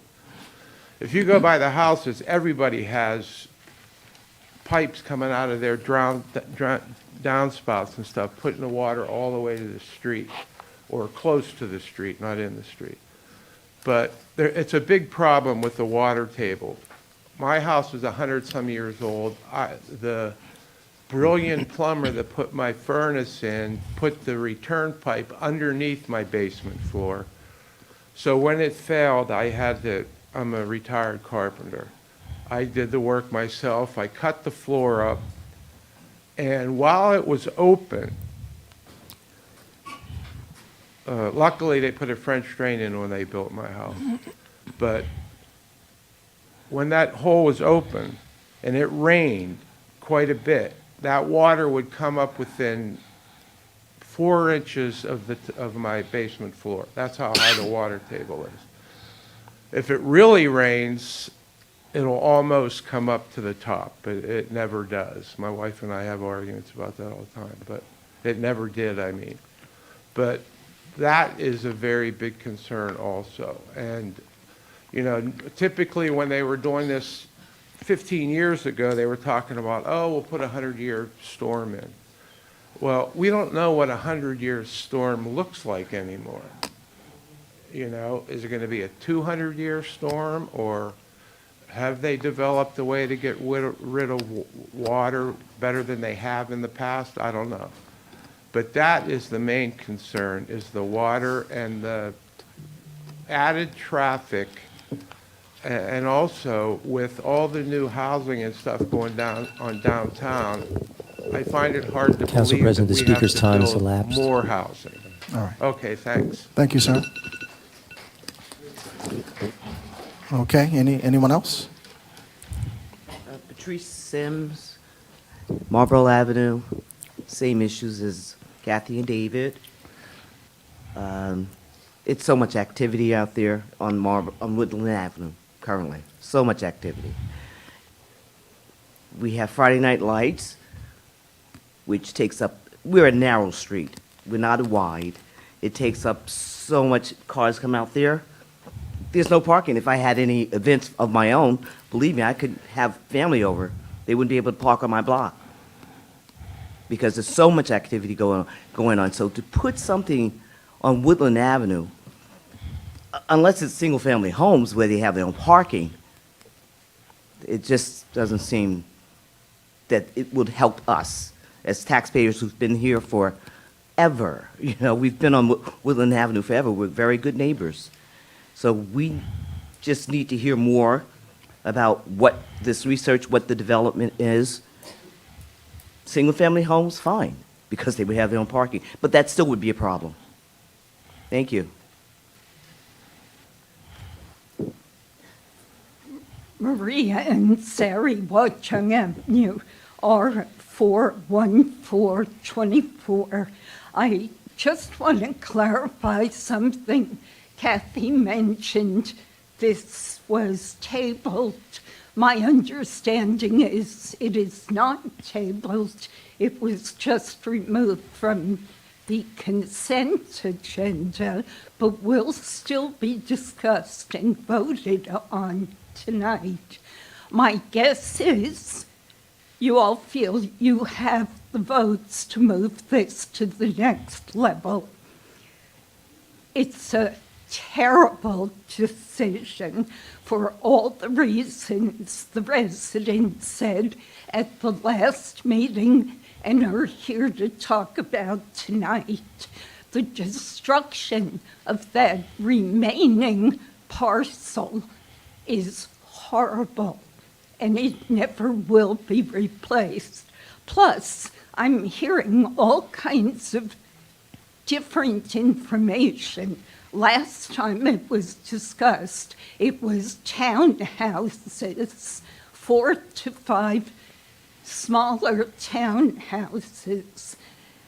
I did not hear correction this time on 4 individual freestanding homes. So I'm sorry to say that I, for one, have lost a lot of faith in the information that the residents are given, it seems to change.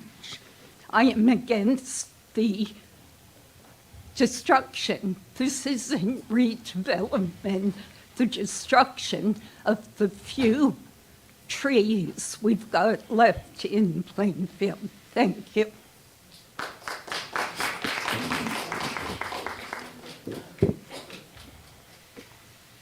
Hello. I'm a member of the Church of the Living God on East 4th Street, Okay. and there's a property... Name and address and the resolution you're speaking regarding. Sure can. Resolution is R 419-24. And your name? The Name? address is 434, it's 430. My address?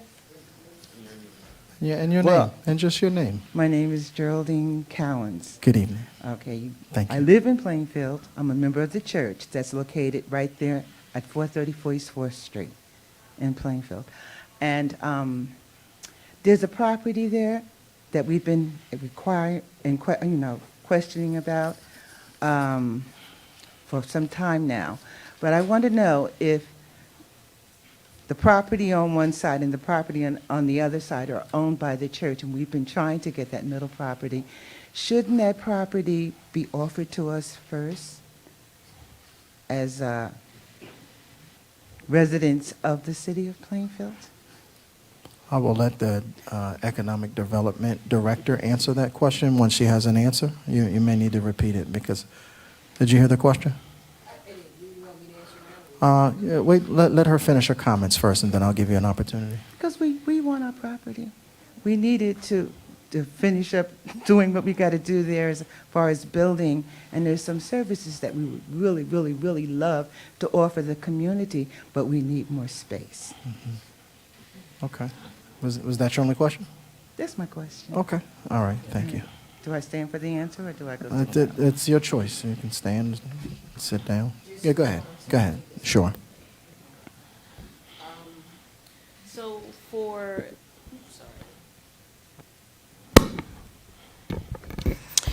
I would need to know if the property is directly adjacent. If it's a undersized property and you're looking for the church to purchase it, it is possible if it's directly adjacent to you, and we would have to offer it to all the other surrounding property It's owners. in the middle of our property. Council President, if I may interject, there can be no back and forth with regard to the comment. Also, I don't know if it's appropriate for us to negotiate the property during a council meeting. That's true. Thank you. I'm sorry. What was He that? just said we shouldn't negotiate sales of a property during a council meeting. Okay, so- But your Can I- question is noted, and certainly after the meeting, not now, but after the meeting, you can talk with the Economic I Development certainly Director. will. Thank you. Thank you. Nancy Peeler, 1129 Myrtle Avenue. We want to talk about two items. MC 2024-57 concerning the municipal complex.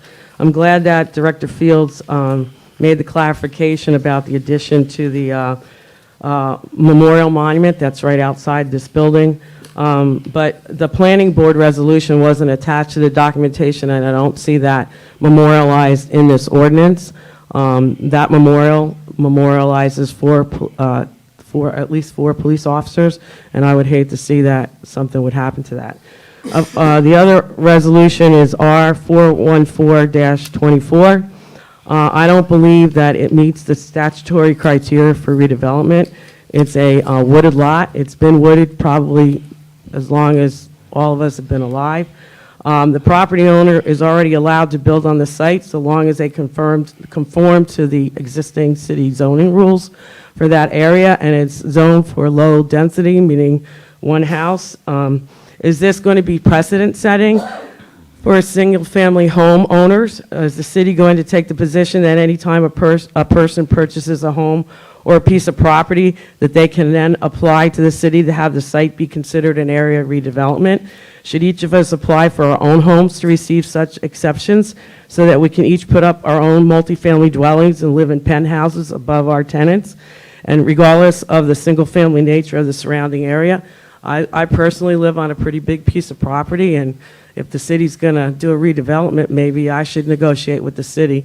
And as far as the residents talk about Woodland Avenue, how dangerous it is, I almost lost my life on Woodland Avenue in 2007 delivering mail. Somebody slammed the back of me.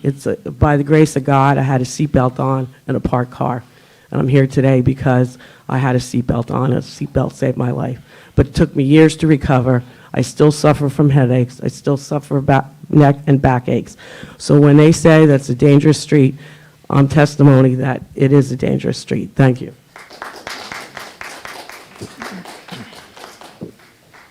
Name, address, and resolution. My name is Christian Lawrenson, and I live at 308 West 8th Street. I have a number of questions. Oh, thank you very much. Thanks. I have a number of questions about Resolution 414-24. As Nancy just stated, the property owner of this lot is already allowed to build on that site as long as they conform to the existing city zoning rules for the area. The area is zoned for very low density, which means they can do one house per acre. Public notice has stated that the lot is 4 acres. If the lot is 4 acres with a large EPA-designated wetlands area at the top of the slope, which you can confirm via Google and the state wetlands map, then you can safely assume that the property owner is allowed to put 3 single-family dwellings there. So my question is, why is that not enough? Why is the city concerned with the financeability of development projects? Why should a developer be granted more variance relief than the homeowners that will no doubt be negatively affected by this redevelopment? I'd like to know why the developer isn't satisfied with our current zoning conditions. These conditions were in place when they purchased the lot. They made the business decision to buy that lot anyway. So why should the surrounding neighborhood and the city contend with higher density in an area because this developer made a bad business decision? Why do we need to destroy one of the last wooded areas in Plainfield because the developer didn't do their due diligence? Again, our schools we're not able to currently accommodate all the students we have, so we're adding to more of that issue. And I'd also like to know who's paying for these studies. The taxpayers shouldn't have to foot the bill for these developers to try to circumvent our local zoning rules and regulations.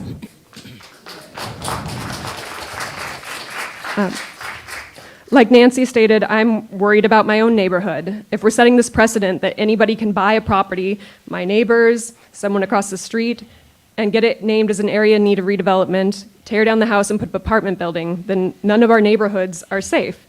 We as citizens and homeowners should feel confident that the zoning laws that protect our homes, our neighborhoods, and our investments will be upheld. A wooded lot does not meet the criteria of being designated as an area in need of redevelopment. This is a clear abuse of that tool. I implore you to please vote no on this resolution. Thank you.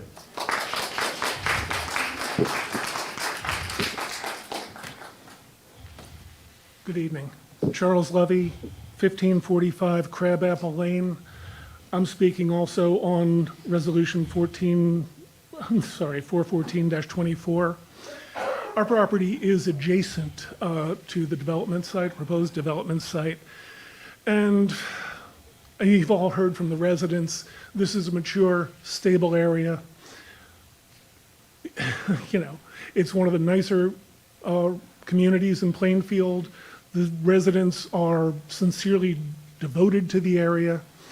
I'd also like to point out, in addition to everything that you've heard previously, that a redevelopment of this site is completely inconsistent with the city's master plan adopted in 2020.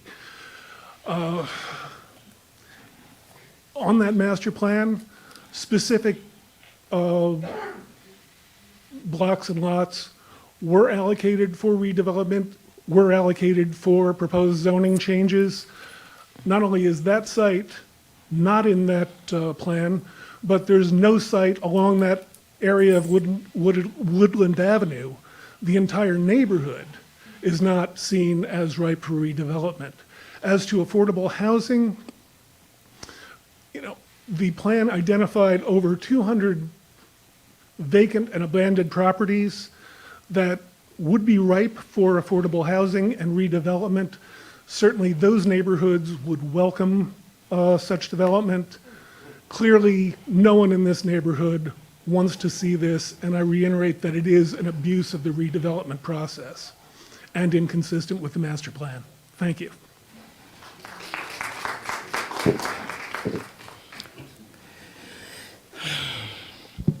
Gloria Binkowski, Woodmere Place in Plainfield. I'm in support of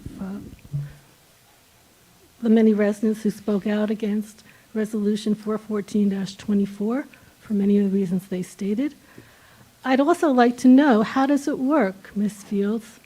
Does it work that the owner of the property approaches the town and asks for a variance and redevelopment? Does a buyer approach the city and say, we want to do something that is not currently allowed? Is the city behind it and asks and actually is the force behind wanting to declare area of redevelopment? That property does not need redevelopment. It is a nice property, and it looks like you're talking on two. You're contradicting each other. Yes, you want the variance, you want to take down these trees, but on the other hand, you're going to apply for a grant for greening of Union County. Come on.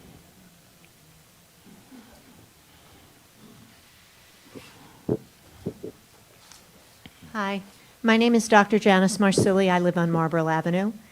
And I just wanted to say I was a high school teacher for 35 years before I retired. And I'm thinking a lot about the students. I live directly across from the entrance to the field.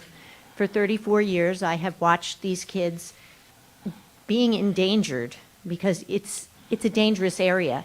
They're crossing the street, cars are zipping up and down, they're standing outside. I've often thought they don't have a light, they don't have a garbage can. I mean, we're not showing much concern for them. And to me, this is just more, in addition to what everyone else has said, but it's more of the same.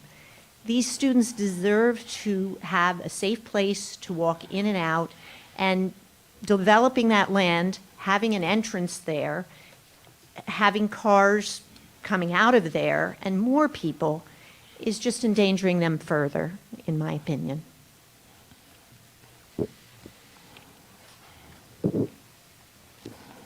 Sal Carano, 1284 East Front Street. I'm speaking on 414-24 as well as 419. I'll handle 419 first. In reference to the church, the reason neighboring properties have not been asked, discussed, notified is because of green money. Developers pay for land. They pay taxes. But it should be offered to neighboring properties and establishments first. 414. We can dance all we want, we can smirk, we can make comments. Some of us aren't as articulate as some that's been in the public all the time. So we may or may not put our words together correctly. I would simply say this property, if developed, should follow the very strict guidelines as to what it was purchased for, not what any administration can manipulate any planning board to do, and change that very strict guidelines of 1 acre for one home. Having said that, I prefer not developing it at all. That is my preference. Tonight, all of your constituents, whether you're running this year, next year, the year after, or the year after, the voters in that area have already voted. Please keep that in mind when it's your turn to vote. Thank you.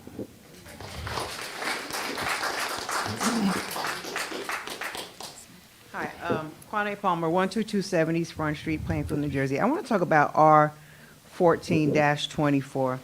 I don't live in that area. I don't plan to buy a house. I don't want that smoke no more. I'm enjoying what I'm doing, but I heard some really good arguments, some real thought-out arguments as to why that land should not be developed. Some environmental, some safety, some that it's already overburdened because of the activities and things that are there in the apartment you have. But what I'm urging you to do, that if you decide not to vote on this, please don't do it because of any of the dog whistles I heard tonight. It's one of the nicer properties in Plainfield. Dog whistle. And then we automatically heard, and we've already voted that we don't want this affordable housing in our neighborhood. It sounds very redline-ish to me. Sounds like some things that I heard as a little girl, that we didn't want certain people living and buying homes on certain blocks. So I'm pushing back against some of that dog whistling I heard. The environmental stuff, I got you. The overburdened stuff, I got you. The let's keep that area green, I got you. But the we don't want you here, no, I don't have you. And it doesn't have anything to do with some people being more articulate than the others. That was articulated just the way that it was supposed to sound. Thank you.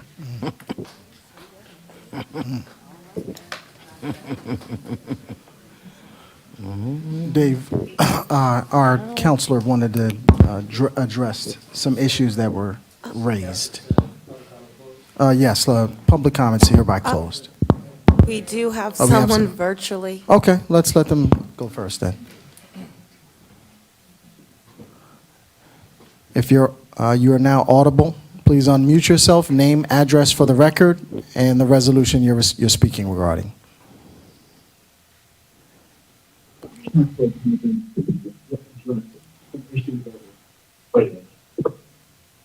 Yes, public comment.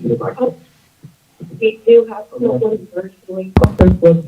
Caller, if you're listening on YouTube, please mute and then speak.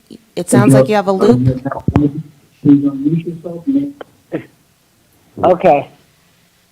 Am I okay now? Yes, you are. Okay. Brenda Gilbert, 1208 East Front Street. I just want to speak about the Woodland Avenue property and what's going on there. I have listened during this meeting, and I have listened during the last meeting that this was discussed. And residents have come before the mic and told you all continuously that they do not want this development going on in that area. Why is it still being discussed? I am just baffled to the last core of my body. I'm trying to understand what is driving this. Is need driving this, or is greed driving this?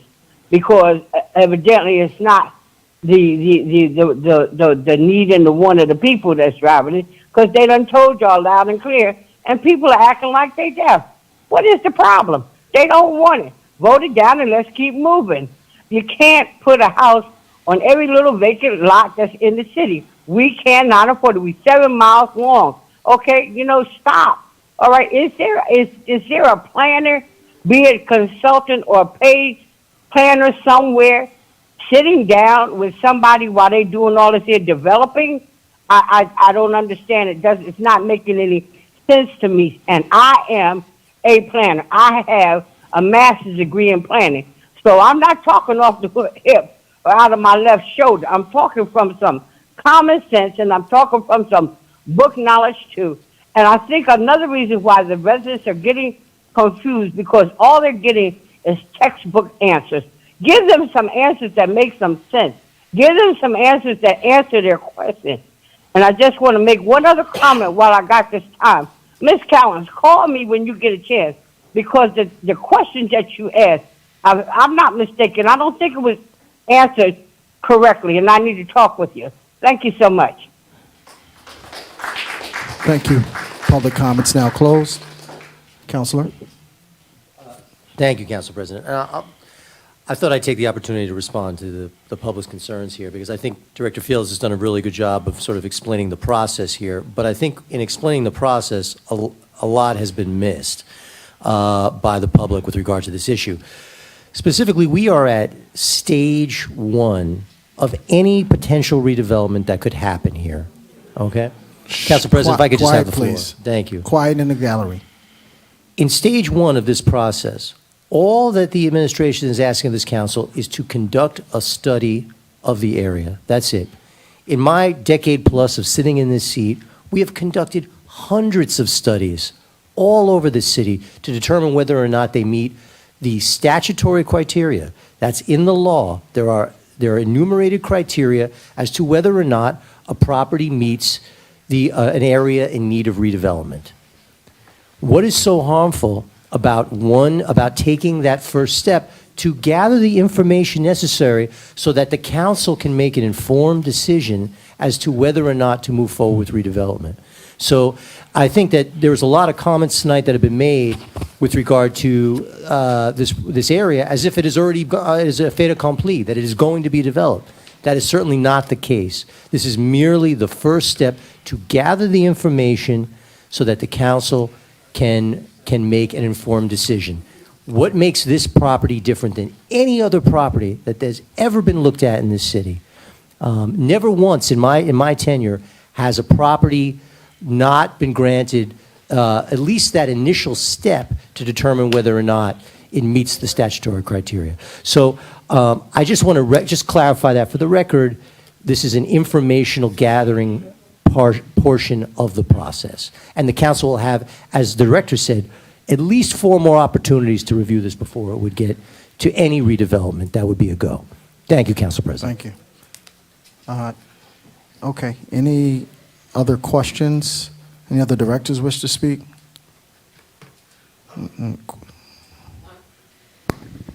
So I will leave it with corporate counsel for item 414.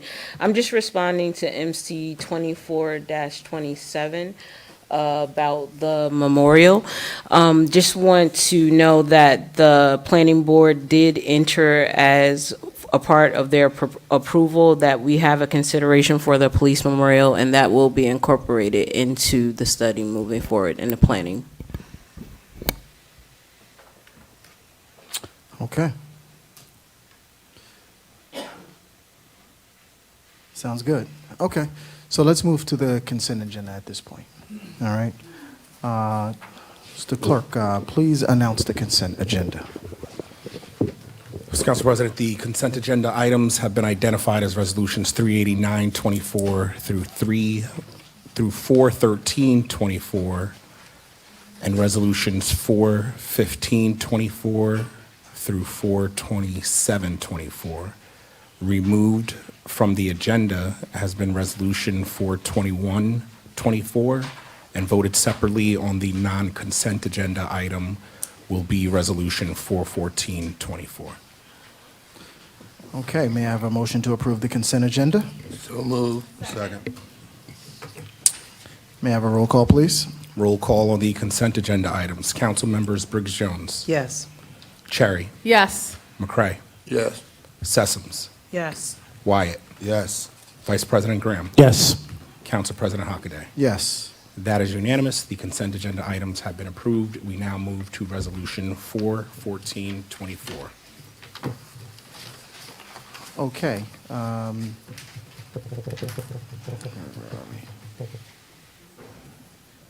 Okay, do you need to read it by title?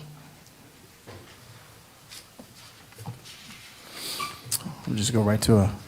Resolution 414-24 is authorizing the planning board to conduct an area in need of redevelopment investigating of Block 11, lots 21, 1101 through 1117 Woodland Avenue to determine whether the property satisfies the redevelopment law criteria to be declared in need of redevelopment, and if so, commence the preparation of a redevelopment plan. Okay, can I have a motion and a second? So moved. Second. All right, and before we get to the roll call, I am going to vote in favor of this, but I'm going to say why, because it's been a lot of talk about it. For one, we are just in the initial stages of investigating this property. Secondly, I am a strong advocate of affordable housing throughout all wards of Plainfield, New Jersey. And I believe that the second ward, the third ward first, and the third, all should have their fair share of affordable housing. We don't know that it's going to go there at this point, But this is an opportunity for that, to look at it, to see if it is feasible. And that's all we're doing at this point. And I think that in order for all 4 wards to be able to have their fair share of affordable housing, then every parcel needs to be looked at that has that opportunity. So that's why I will support this. So can I have a roll call? Roll call resolution 414-24. Council members Briggs Jones. No. Councilwoman Cherry. Yes. Councilman McCray. Yes. Councilwoman Sessoms. No. Councilman Wyatt. No. Vice President Graham. Yes. Council President Hockaday. Yes. That's 4 in favor, 3 opposed. The resolution has been adopted. Okay, Madam Deputy, please read the next MC 2024-57. Well, what's the next one?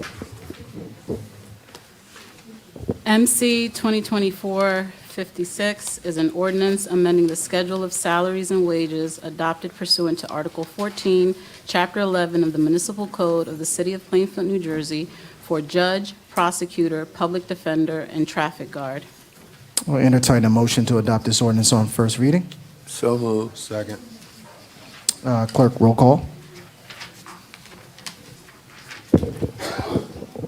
Roll call MC 2024-56. Council members Briggs Jones. Yes. Cherry. Yes. McCray. Yes. Sessoms. Yes. Wyatt. Yes. Vice President Graham.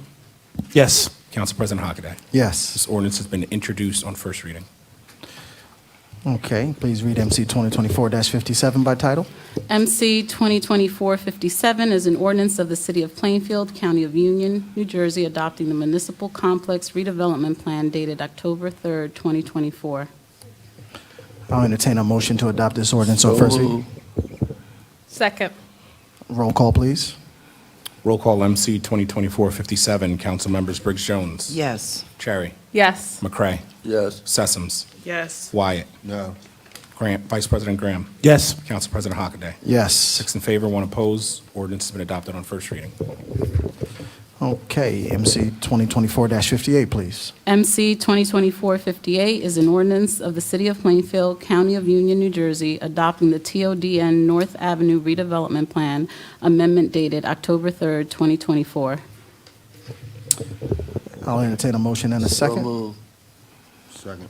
Roll call, please. Roll call MC 2024-58. Council members Briggs Jones. Yes. Cherry. Yes. McCray. Yes. Sessoms. Yes. Wyatt. Yes. Vice President Graham. Yes. Council President Hockaday. Yes. This ordinance has been introduced. Okay, MC 2024-59, Madam Clerk. MC 2024-59 is an ordinance of the City of Plainfield, County of Union, New Jersey, adopting the East 2nd Street redevelopment plan dated October 3rd, 2024. I'll entertain a motion and a second to adopt this on So first reading. moved. Second. Clerk, roll call. Roll call MC 2024-59. Council members Briggs Jones. Yes. Cherry. Yes. McCray. Yes. Sessoms. Yes. Wyatt. Yes. Vice President Graham. Yes. Council President Hockaday. Yes. This ordinance has been introduced on first reading. Thank you. Madam Deputy, MC 2024-60, please. MC 2024-60 is an ordinance of the City of Plainfield and the County of Union granting a tax exemption with respect to certain property identified on the city's tax map as Block 535, Lot 3, and designated in the city tax records as 1123-25 West 7th Street, Plainfield, New Jersey, and authorizing the execution of a financial agreement with 1123 West 7th Urban Renewal, LLC. I'll entertain a motion and a second to adopt this on first reading. So moved. Roll call, please. Roll call MC 2024-60. Council members Briggs Jones. No. Cherry. Yes. Graham. McCray. Yes. Councilwoman Sessoms. Yes. Councilman Wyatt. No. Vice President Graham. Yes. Council President Hockaday. Yes. 5 in favor, 2 opposed. This ordinance has been introduced on first reading, and that concludes ordinances for first reading this evening. Okay. We now move to general comments. A total of 30 minutes has been allocated for all public comments, regardless of topic. Each speaker will be given 3 minutes. The floor is now open. Name and address for the record, please. Gloria Binkowski. Now, I don't know if I should ask this question of you, Mr. Hockaday, or Ms. Fields, but I really did want to know, how does it work? Does the owner of the property approach the city and say we want to be known, to be identified as an area of redevelopment? Does a potential buyer contact the city and say, well, we're interested in that property, but only if you do this, that, or the other? Or is there some mechanism in the city where the administration is the engine behind getting an area looked at as an area of redevelopment? Thank you. Is that your sole question? Now, the other question, or actually a comment, is, Mr. Hockaday, since you are the president, if you could do something about making meetings Zoom so that people can call in and not have the problem that people seem to have when they call in and are not recognized. Okay. Okay? All right. Something to look into. Thank you. You want to address that? Certainly, Council President. It could be one of any of those options. There is no one way in which either we can be approached by a potential buyer, a property owner, or it can be initiated by the city itself. They're all, as the speaker said, it could be all of the above. Okay, thank you. Name and address for the record, sir. Muy buenas noches. Buenas Solo noches. Vengo a preguntar si a mí me desalojaron en la 23 de Arlington y yo estoy viendo que están arreglando. No sé si yo puedo regresar nuevamente cuando ya está el building, ya está listo. Gracias.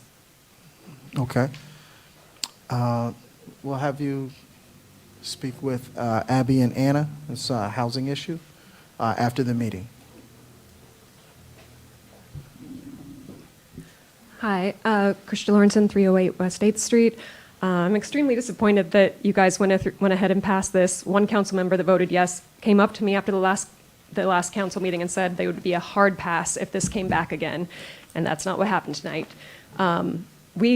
We all know, we've seen it happen time and again already, that these area need of redevelopment studies, when they're put before the planning board, they're a done deal.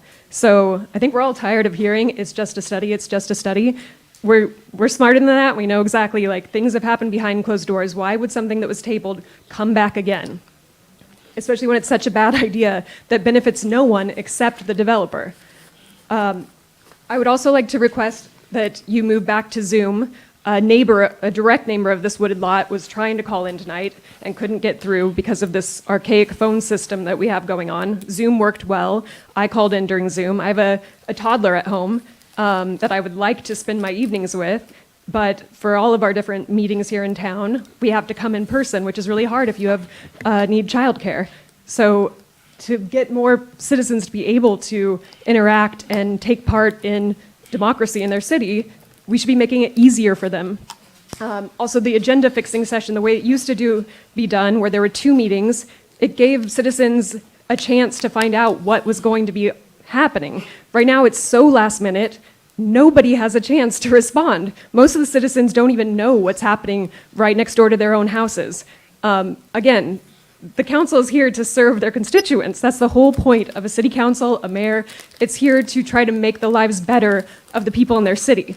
And I don't feel like that's what's happening right now. It feels like we have a council that is here to serve developers. We do need affordable housing. We don't need to take down a wooded lot for it. We have many empty lots in town that could be utilized. This one isn't it, and I don't understand why we would even be entertaining this idea.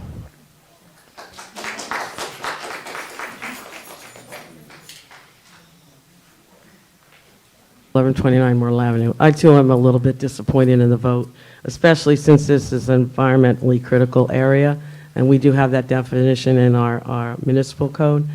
And maybe perhaps somebody can convince the property owner to maybe give the land to a conservation land service so that the area can be preserved and hopefully, the state of New Jersey just was awarded or mentioned in the Arbor Day Foundation for regreening of New Jersey during the 2 hurricanes. And if everybody saw what happened in North Carolina and Tennessee, in the mountain areas, we're talking about runoff off a steep slope. Yes, affordable housing is needed, but you also have to consider the environment in the area and what it could do to people that are purchasing those affordable homes. You're going to have water running off just like it did in the hollows in North Carolina and Tennessee. Those people are now living in tents. Some of them don't have water. Some of them don't have a lot. That water just ran off the mountain. I've worked in the mountains up in Warren and Watchung during rainstorms, during Hurricane Sandy. I saw the water run down. I saw the water run down, and now I understand why Plainfield gets flooded and why we're in a flood zone. Because if you're ever up on that mountain, you'll see the water just run, just like it did in Tennessee and North Carolina. So I'm a bit disappointed. But I also, on a positive note, I just want to extend my great gratitude to Police Director Abney. The mayor and a few council members today mentioned about if you see something, say something. Two of us residents saw something, said something, and he acted immediately, and his police department acted immediately, and I really appreciated what he did last week on behalf of the citizens and on behalf of a deceased veteran. Thank you, Director Abney. I really appreciate what you did, and I also appreciate the fact that you believed what we had to say and didn't ask us a million questions. You just acted, and I appreciated that very much.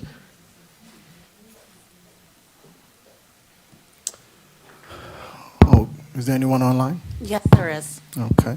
Are you speaking? Okay, come on.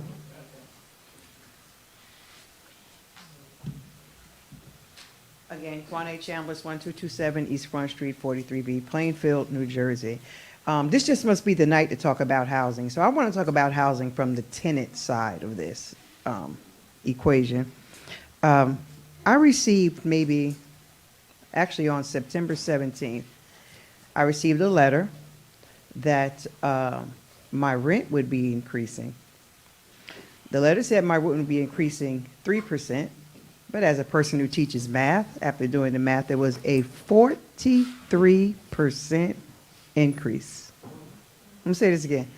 43% increase in a city that does not have rent control. Now, of course, me being me, the few times that you've probably met me out here, you see that I'm articulate and I can speak and I can advocate and I am confrontational and I don't care. So I was able to do what I do and I got that corrected. But I never do things for me, right? The words say for ourselves and our posterity do ordain, right? So in terms of people who don't know how to advocate like myself, who are not afraid of speaking truth to power like myself, who know how to put my words together before I speak to people, they would be sitting somewhere at home crying, right? Trying to figure out how this is going to be done because they don't want to be confrontational. So I did some digging and I did find an article that Councilman Wyatt wrote about affordable housing in Plainfield and some of the issues that he encountered with some senior citizens here. I got to say, if you're going to build to attract people who have higher incomes to come out of the city and other places to move to Plainfield along the railroad, you have to protect your renters here as well as some of the homeowners that were speaking. You have to protect the people that are already here. When I hear things like, well, we want to make sure our rents are comparable to the new construction.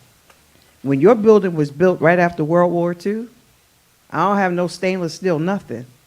I don't have a bathroom in the master bedroom. I don't have a back patio. I don't have a gym room, all this other stuff that some of these other people are charging for rent, right? So the amenities are missing from where I live. But what are we doing to protect the residents? I don't know if this discussion has been had or it hasn't been had. Mr. Mayor, it needs to be had. You've got to protect the low-income people that you have here. A 43% increase because I want to be comparable to what is happening in the new construction it's just criminal. It's criminal. That was absolutely criminal. And that discussion needs to be had. So I don't know who's running, but I sure think there's a whole lot more tenants than there are homeowners. Council And to President. gather them up Thank and you. rile them up, that's a lot of votes. Council President. Thank you for your, Thank you very much. thank you. All right, public comment in person You is now didn't- closed in person, and I'll entertain the online guests. Please unmute yourself, name and address for the record. The floor is now yours. Not going to me because it's a homeowner. Go right ahead, Hello? virtual caller. Yes, go ahead, virtual caller. Okay.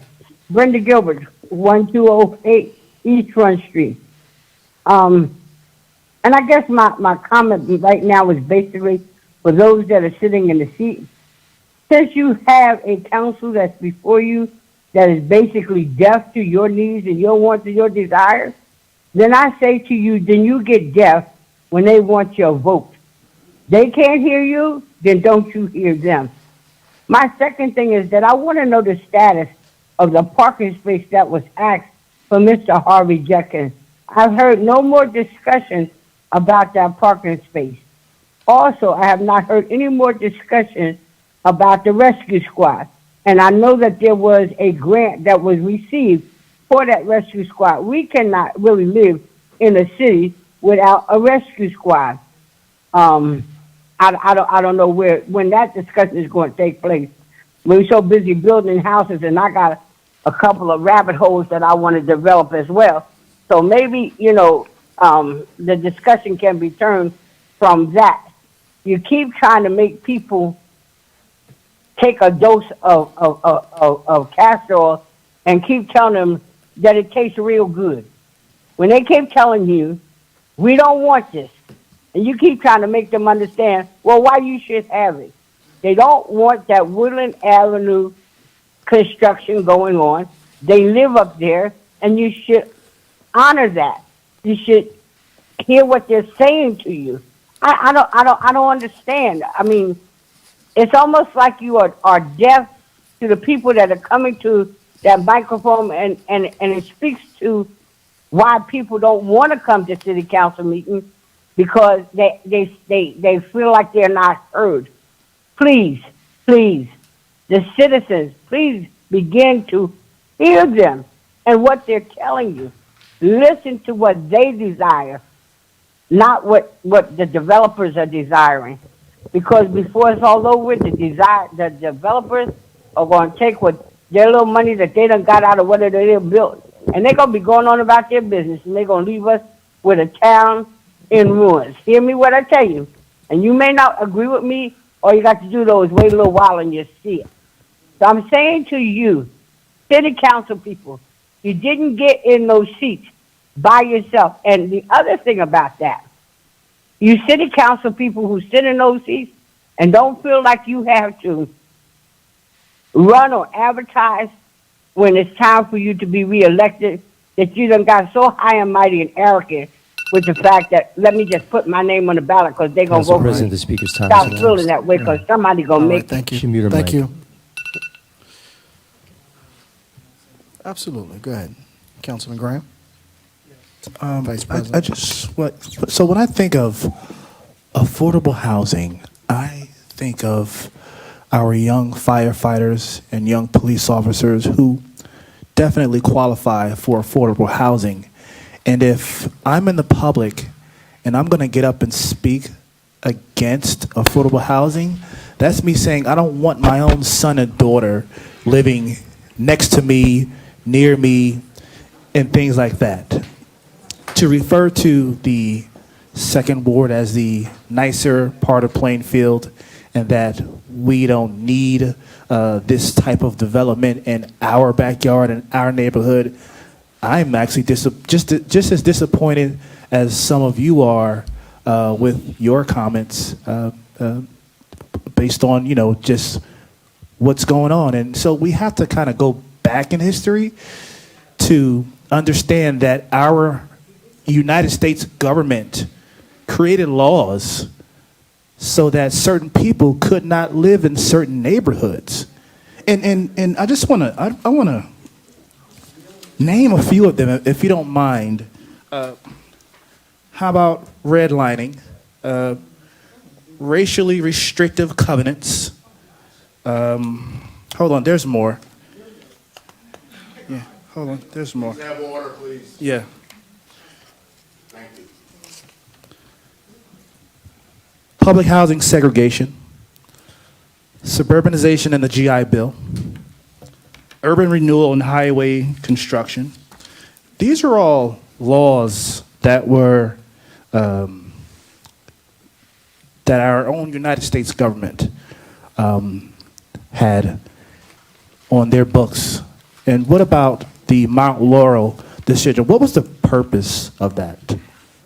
And so some of the comments were hurtful because this is Plainfield. I would expect that if we were in Milburn, but not Plainfield. This is our city. We all share this city. We all live here. We all love where we live. And I think that our children deserve affordable housing.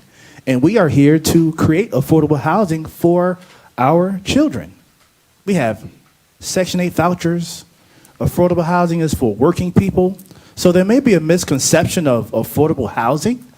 And I think that we just need to dig a little deeper and understand what that means. Because for you to say, I don't want affordable housing in my neighborhood, I can't believe that you mean I don't want my working son or daughter to live next to me or near me. And so that's kind of all of what I wanted to say, Council President. All right. Thank you for your comments. Public hearings closed, I'm sorry. Pardon me? Public comments closed? closed, Okay. yes, I'm sorry. Sir, I just wanted to address what the Go caller right said ahead. online in Go right ahead. regards to Mr. Judkins. We did several studies on his property, and unfortunately, he does not qualify for the handicap parking in front of his house. We tried every possible way that we could, but he just doesn't qualify. So that's why he doesn't have that. Okay. All right. I don't think there's any other outstanding questions that need to be answered. Do you need, go ahead, Fire Director. I guess we might also mention that there are two rescue squads that protect the city 24 hours a day for the past year or more. Yeah. Okay. All right, thank you. All right, with that, I will entertain a motion to adjourn the meeting. Second. All those in favor say aye. Aye. Meeting adjourned.